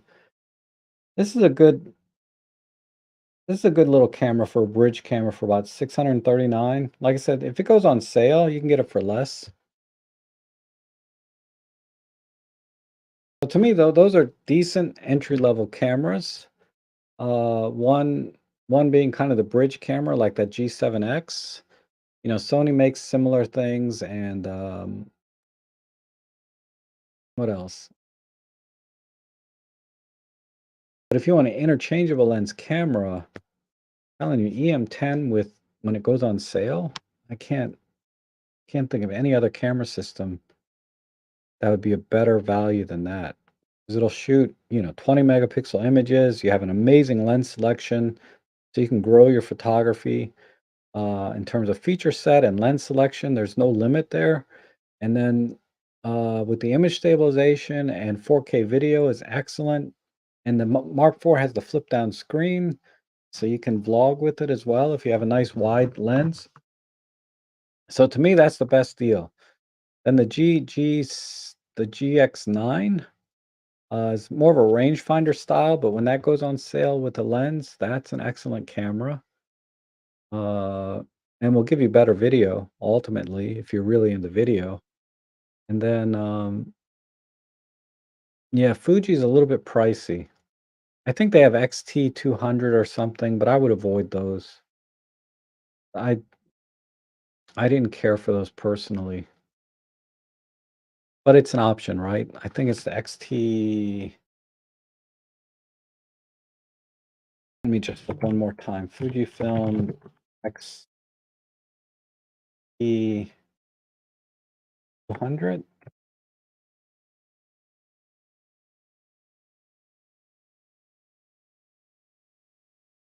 It doesn't come right up. How about the XS10? No, that's 1,000. Like I said, it just depends on your budget. Um, what's the XS10? That's probably $1,000 camera too, right? Oh my God, 1,600. I'm just looking at this thing. My God, $1,600 with a kit lens. I don't know if that's worth it. Uh,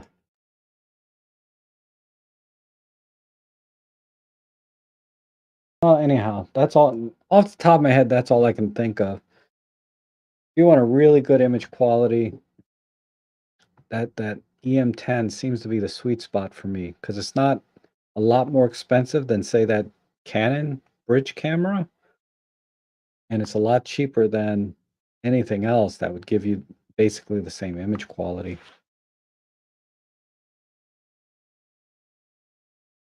But like I said, it depends what you mean by less expensive. I mean, do you mean less than 1,000, less than 2,000, that kind of thing, right? And then Corey says, sorry, my vision is fading. Says here, I have my first real estate photo job. Oh, awesome. Coming up in October. I own the 17, the 14 to 42, the 25, and the 30 f3.5 macro, and the 45. You need a wider lens. Uh, None of those are gonna cut it. When I do real estate photography, I'm usually at 7 millimeters.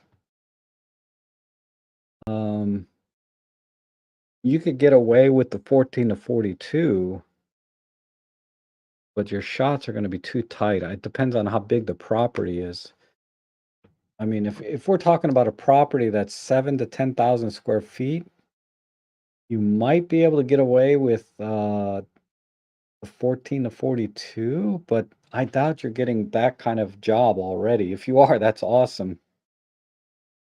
But you're probably getting a 4,000 square feet property, so I'd need to know more. If it's in the 3,000 or less square foot or 4,000 or less square footage, you're gonna need a wider lens. So my recommendation would be minimum 9 millimeter. So get the 9 to 18 from Olympus. Uh, better better would be the 7 to 14. If you're on a budget, you can get the one that I use, the Panasonic 7 to 14 f4. You can probably find that for like well, I don't know what prices are craziness. I don't know. Let me look. Um,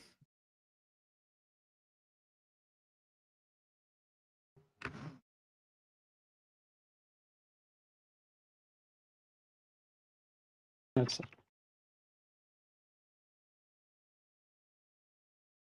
so this lens is 699, used 449.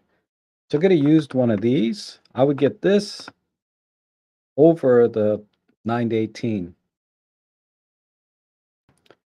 Uh, then the Olympus, um, 9 to 18.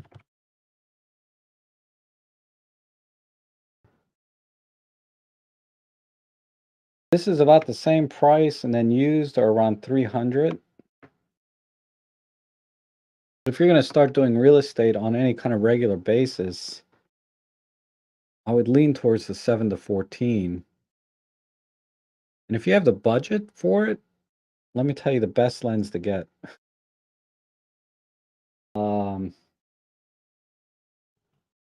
it's 8 to 25 f4 Pro.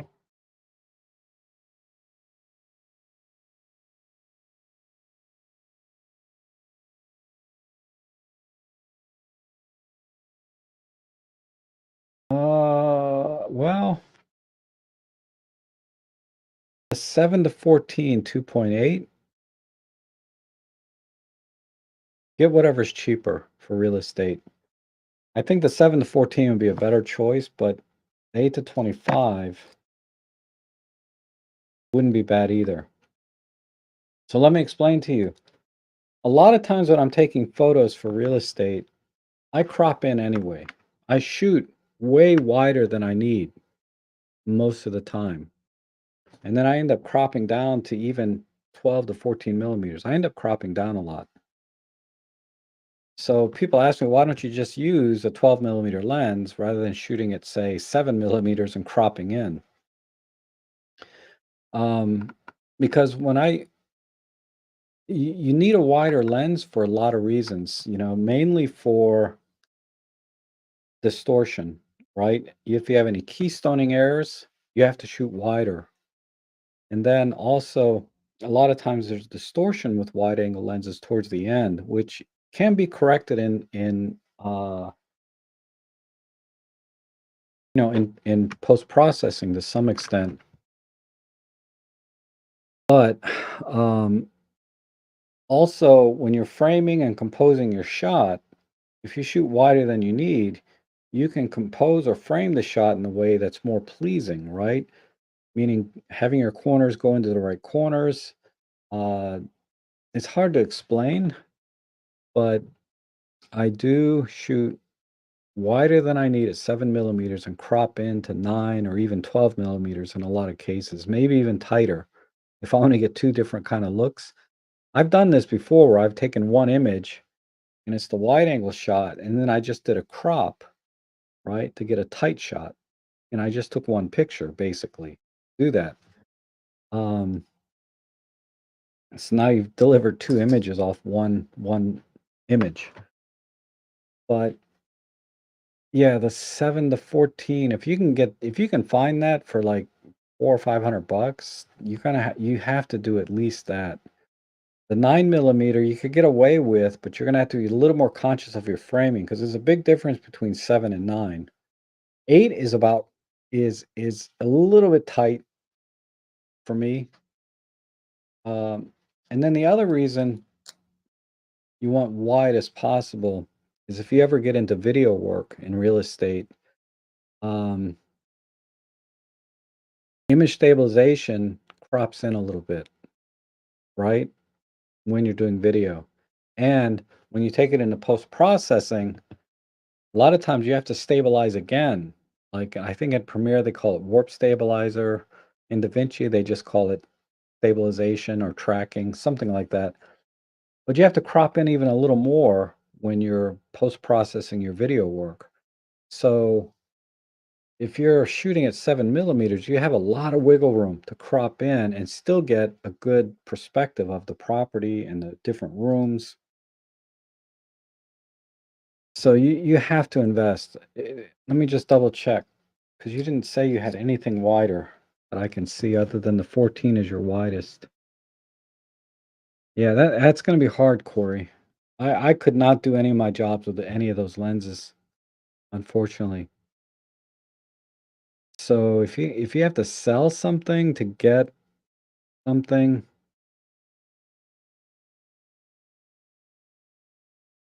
I'd probably tell you to sell. What would you get the most money for? You wouldn't get much for any of these to cover. Tough call. I wouldn't sell any of those lenses. Those are all good lenses too. So you're definitely gonna have to add a lens. And whatever you make off the photo job, I don't know where you are, but it's not gonna pay for your lens on the first job. It's gonna take a couple of jobs.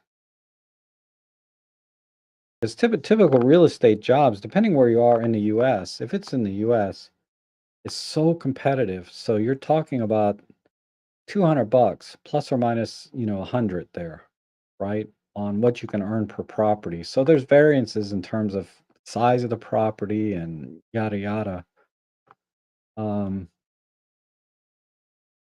I'm averaging closer to 250 to 300 per job, but I'm a little bit more established and can command a little bit higher price than say somebody just getting started, right? So it's a tough call depending where you are in the country. In some places in the country, I couldn't charge that much, right? Because it's just that's the market. In other places, I could charge more, like California, I could probably charge more.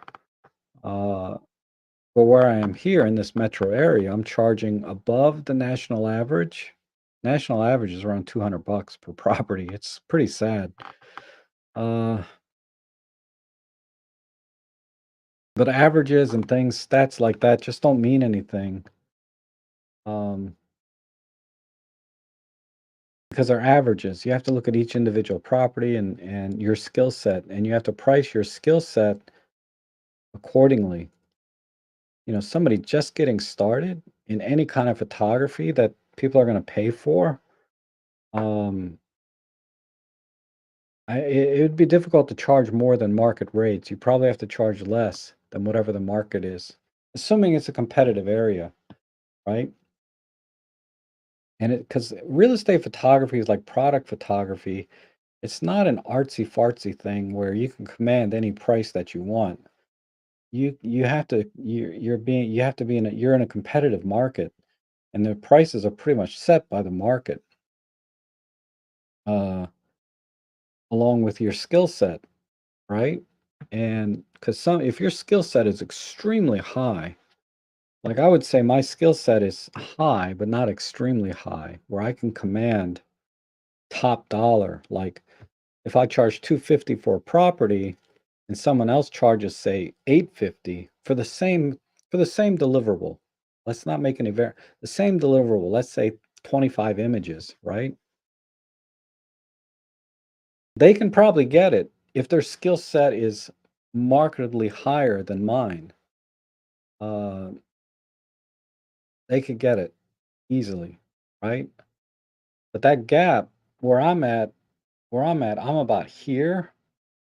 I would say the average photographer in real estate is probably here, and then you have entry level photographers down here, right? Like where you're at. I don't know what your skill set is. Maybe you're already here or above me, but you have to price your product accordingly, what you can deliver. And if it's your very first job, it wouldn't be a bad idea to discount it even more. Um, and then when you get your second client, bump the price a little, your third client, bump it a little bit more. But definitely by your fourth or fifth client, you have a portfolio and you need to charge market rates by your fifth client. And then once your skill set gets higher, you can start to charge a little more. Then if you really have a very, very high skill set and a very amazing, unique deliverable. 'Cause I've seen agent or real estate photography that's amazing, but I could not deliver on because maybe I have the skill set to reproduce what they're doing. So, for example, if I saw like an AAA level work on property, if I went to the same property, I could probably duplicate what they did, but I'm not going to be able to go to another property and do it again. Because you have to be to charge these kind of high prices, you have to be able to go to any property and deliver that kind of quality consistently, every time because your skill set and your experience is very high. Um, Gosh, I'm going way beyond what you asked me. I'm sorry. I'll stop there. But you get the idea, right? I hope that helps a little bit. Okay.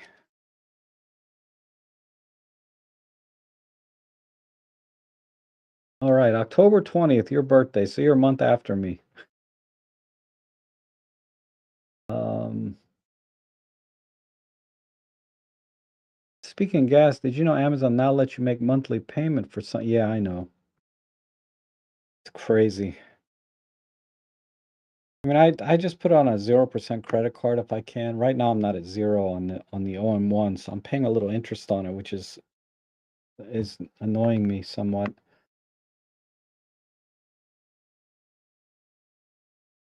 And the M10 Mark II is what enlightened you to the Mark. Yeah, me too. That was my first one, and I was just blown away.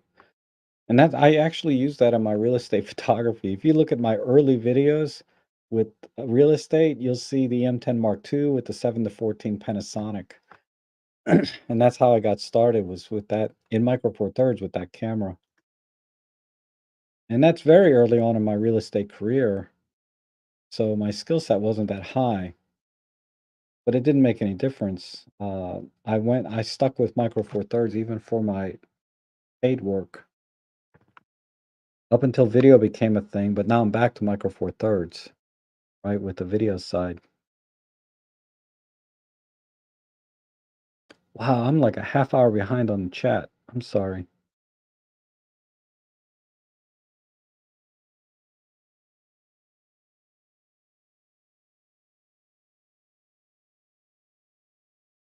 And so DP Review, we were talking about that monopod earlier. So apparently DP Review has video on it. So if anyone was interested in a monopod, uh, I'm sure there's more than just DP Review, but that's a good place to start, right? Let's see. And the G7 is more starter. That's a little bit too old for me. The G7, because that didn't have IBIS, I don't think. I'm thinking of the camera you're thinking of. I would just go EM10 over a G7.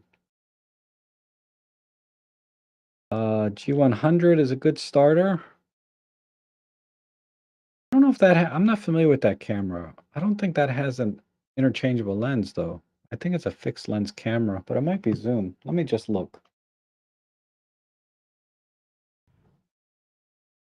I know Emily over there, Micro Four Nerds, really likes that camera traveling around.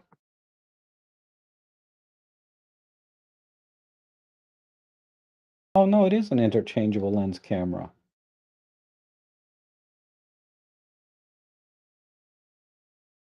It's got the 12 to 32. I assume it's interchangeable because that's the kit lens. And it's a micro four thirds sensor. Interesting. And how much is it? 747 with that kit lens. That's an interesting option. I can see why Emily likes this camera because she can use any of her lenses with it. But the 12 to 32 is an amazing kit lens.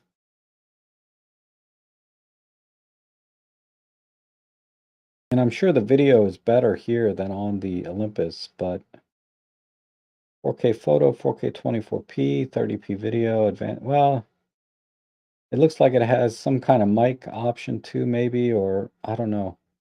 I don't know much about this camera, to be honest.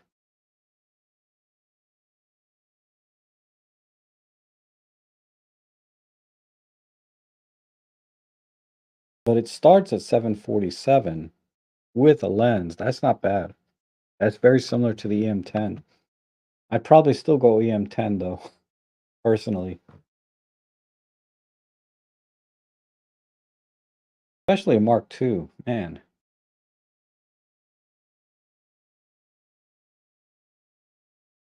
Uh, but yeah, that's something to look at. A6000, A5100. Here's some other recommendations.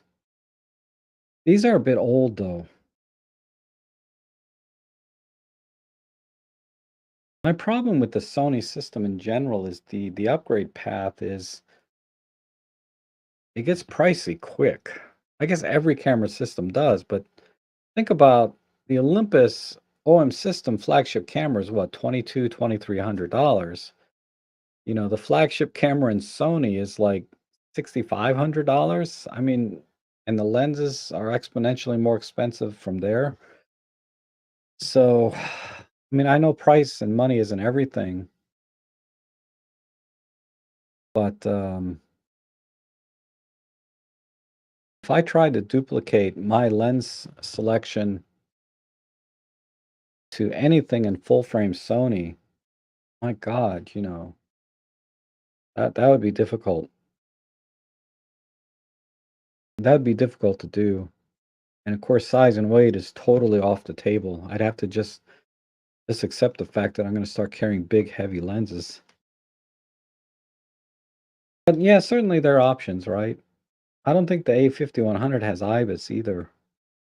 Not that the IBIS is very good in Sony anyway. And Adam is asking, did you ever have a DSLR with the screen on top of the camera for settings? Yes, I have. Do you miss it in modern kits? I never had a DSLR, so don't see it as a benefit. Um, I think with mirrorless cameras, it's not needed as much. I do miss it though. I really like the Fuji displays on top. Only because I think, I like the Fuji ones because the numbers are really big. And when you have if you don't want to look through the EVF, if you're looking through the EVF, you're fine, but then you're fumbling. What I like about a top plate LCD is you can see all the buttons and dials while you're making changes to the settings and looking down at it, right? Like this.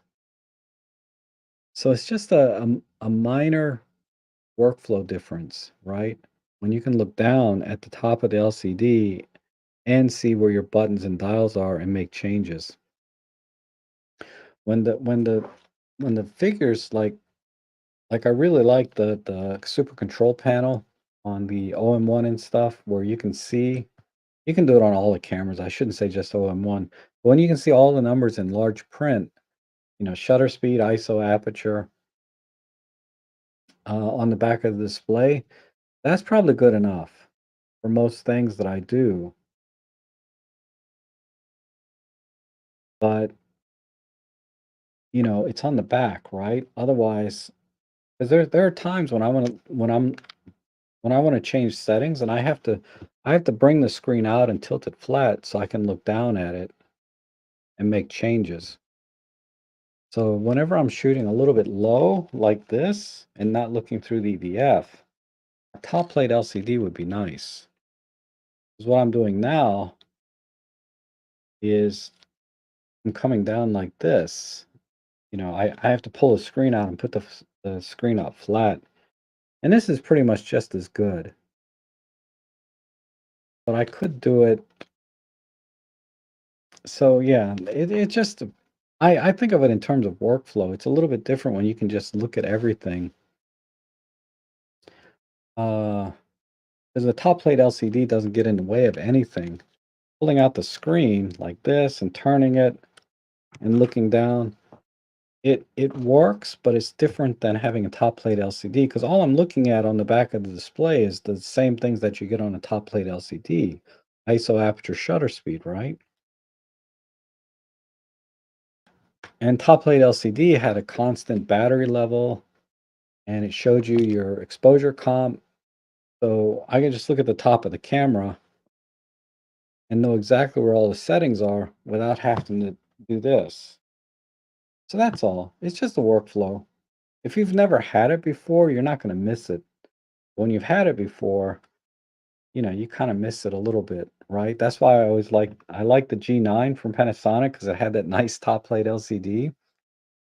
And I like the Fujifilm even better because it has like that paper white. It has that more interesting display technology on top. I forget what it's called, and a bigger screen, and it can be customized. It's not LCD, but it's an actual uh, configurable. It's an actual display that can display different things with graphics and things. Um, I just like it. I don't think it's necessary though. So it's not it's never a deal breaker for me, obviously, because most of my cameras don't have a top plate LCD. It's not a deal breaker by any means because you can get through it through the EVF and or the back screen of the live view. You can get to all your settings at any angle. Just if you're just used to looking down like this and making changes and then going back, right? It's just whatever workflow you're used to, I guess. Anyone can think of another argument to have one. I don't know. I don't know what it is.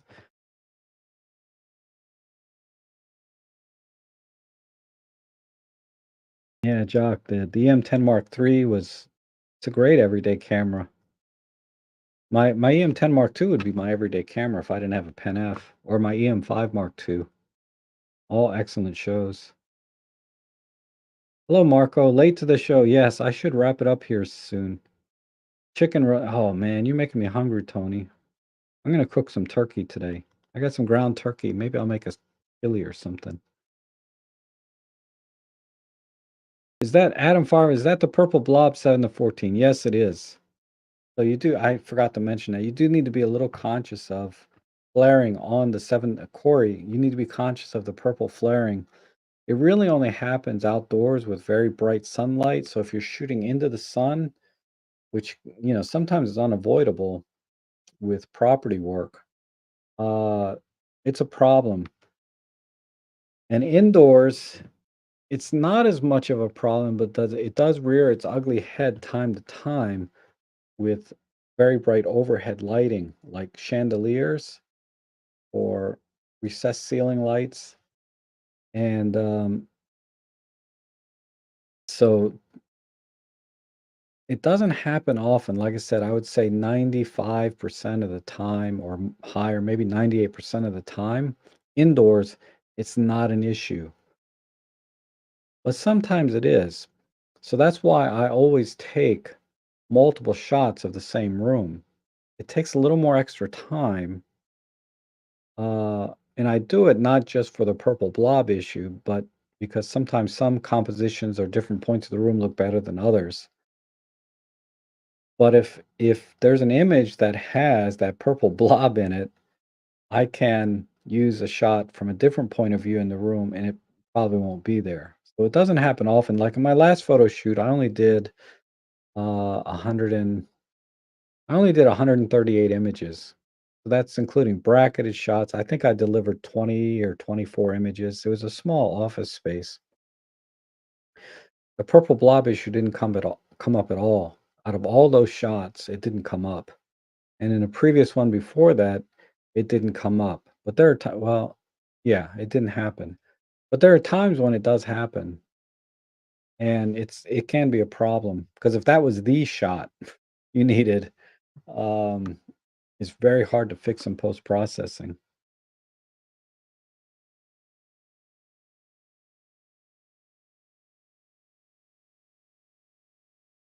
Are they GB's asking real estate clients pixel peepers? Do they criticize? No. And for the most part, I'm delivering 2 megapixel images.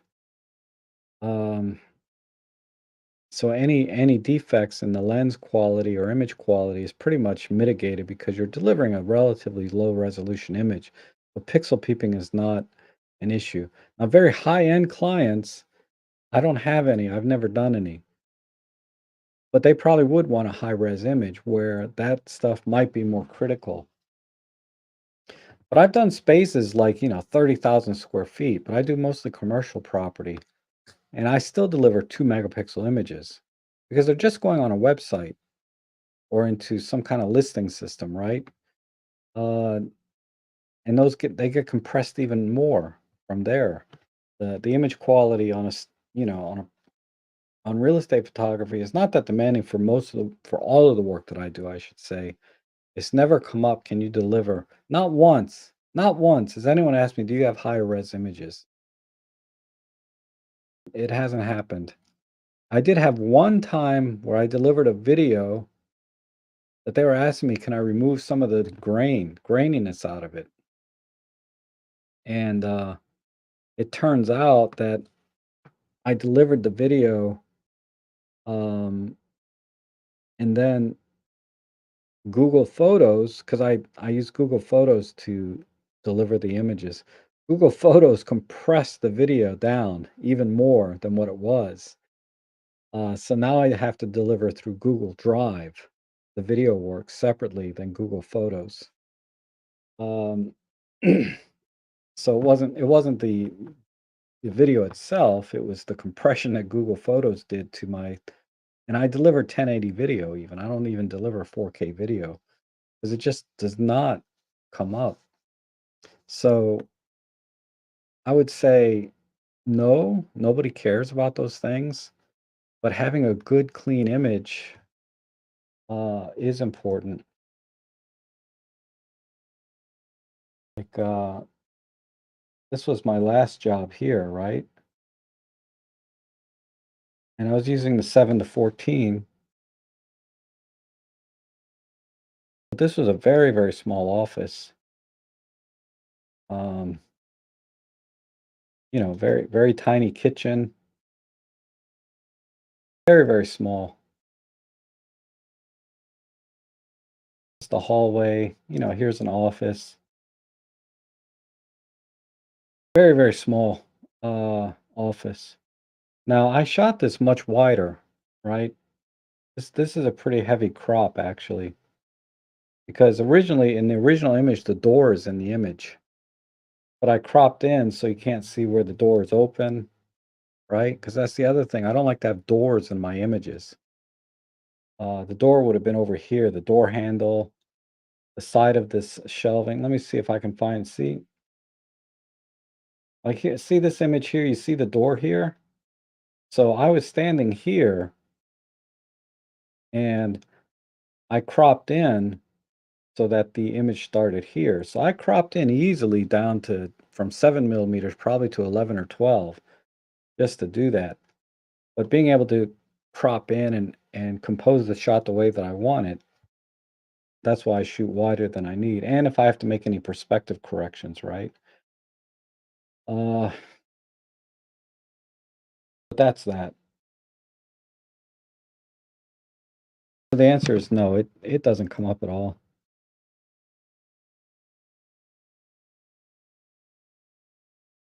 Yeah, this is the issue. This is the purple blob issue. I don't have any examples here, but when I did that property, it didn't come up at all. Like I say, it does come sometimes. Huh, Randy's asking how much to sell his prints for. I have no idea. $1,000,000. Now the price it depends on how big the restaurant is, right? It's if a local restaurant, it's probably a small shop, so 50 bucks is what off the top of my head, that's what I would think because they don't have a lot of money, right? Um, if it was like a hotel or a very expensive restaurant, you know, they they will pay a lot more, but a little local shop like that, you'd be pushing it even at 50 bucks, I would think. I don't know. Um, yeah, that's just not my area. I have no idea, but that's cool. A local shop wants to sell my printed and mounted 8 by 10 photos. So they don't want to buy it for themselves. They want to sell it to their clientele. That's different. If that's what you mean. Just the way the question is written, I'm not sure if they want to buy your print or if they want to sell your prints. The way it's written is they want to sell your prints for you. I can't even imagine. Because your cost of mounting and printing and framing is probably 20 bucks right there. So just double that. I would just double whatever your cost is depending. I wish I could give you a better answer. What video stabilizer device do I use? DJI, Weeble. Oh, I use a very cheap Manfrotto. I have a 5-year-old gimbal that was fine. I'll show you the difference.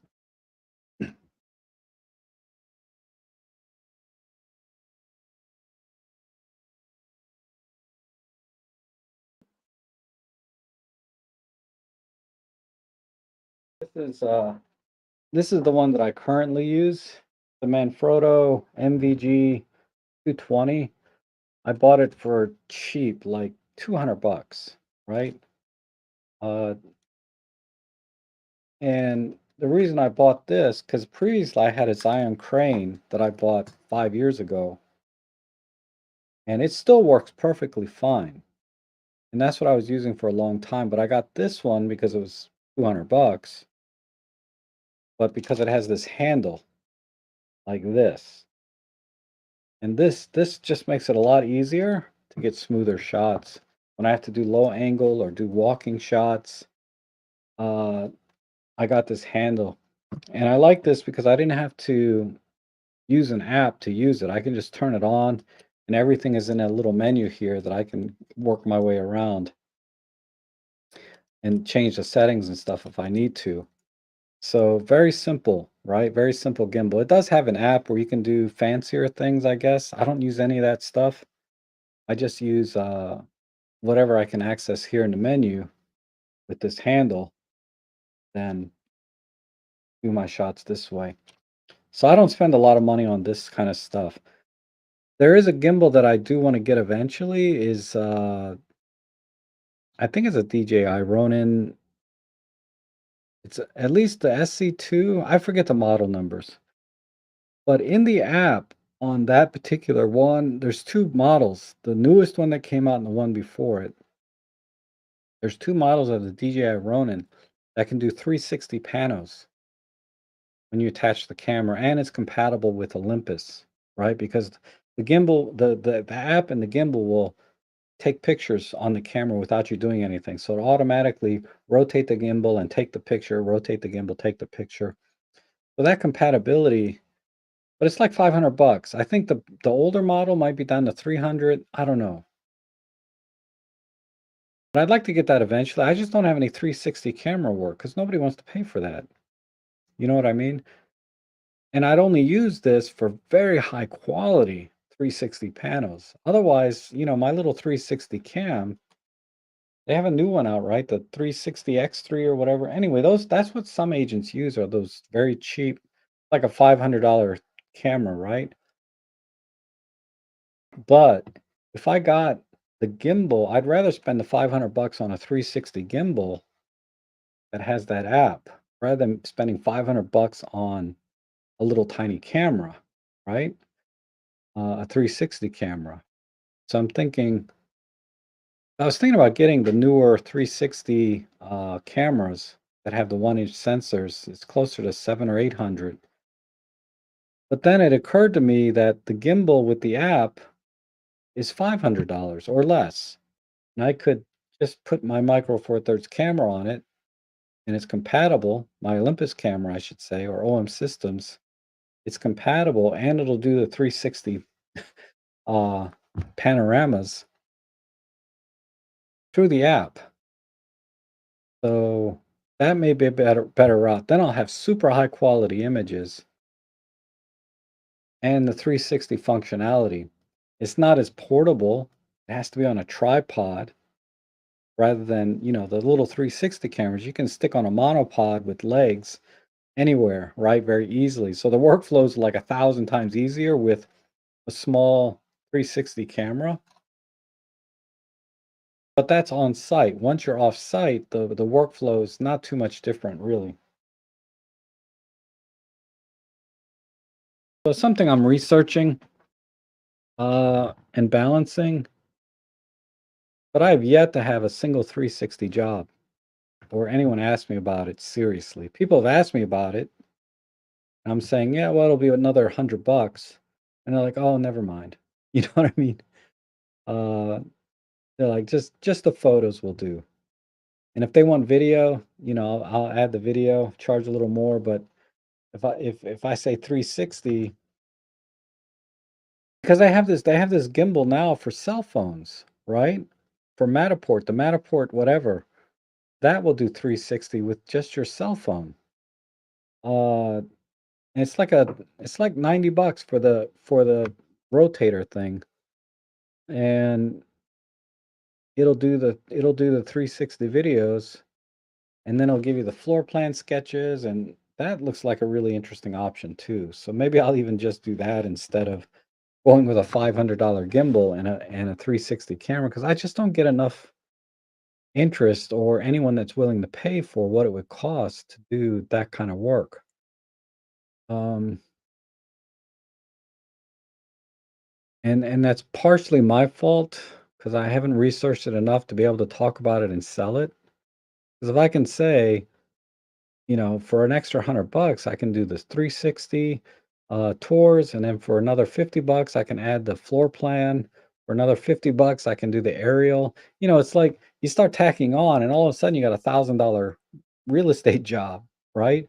And that's the problem with agents is they're like, well, I'm only going to make like a $10,000 commission, and I got to split that with the broker.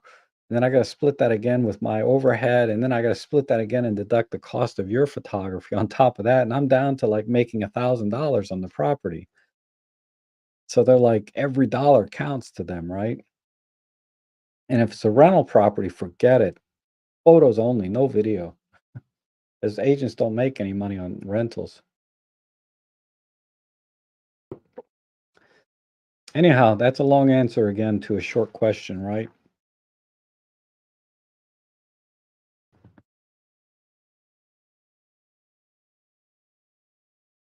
Oh, thank you, Darko. Yeah, I would love to have lunch with you guys. We normally do that with the photo club. After we go out on a photo walk, we go have breakfast. I always enjoy those. Um,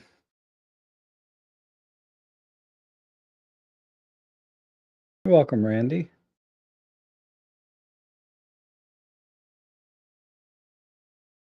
Okay. What the heck? Is it 12 frickin' 30? What time did I start? Oh, another famous like 2+ hour, 2 hours and 25. Okay, I'm gonna go. I'm hungry. Thanks for everybody for coming in today. I had a great time. Hopefully I conveyed some information that was useful to someone. I don't know. But I always enjoy talking to you guys and reading your comments and exploring some of the links you guys send me or talk about new gear. It's always a lot of fun. So thanks again for joining me today, and I'll see you guys again next week.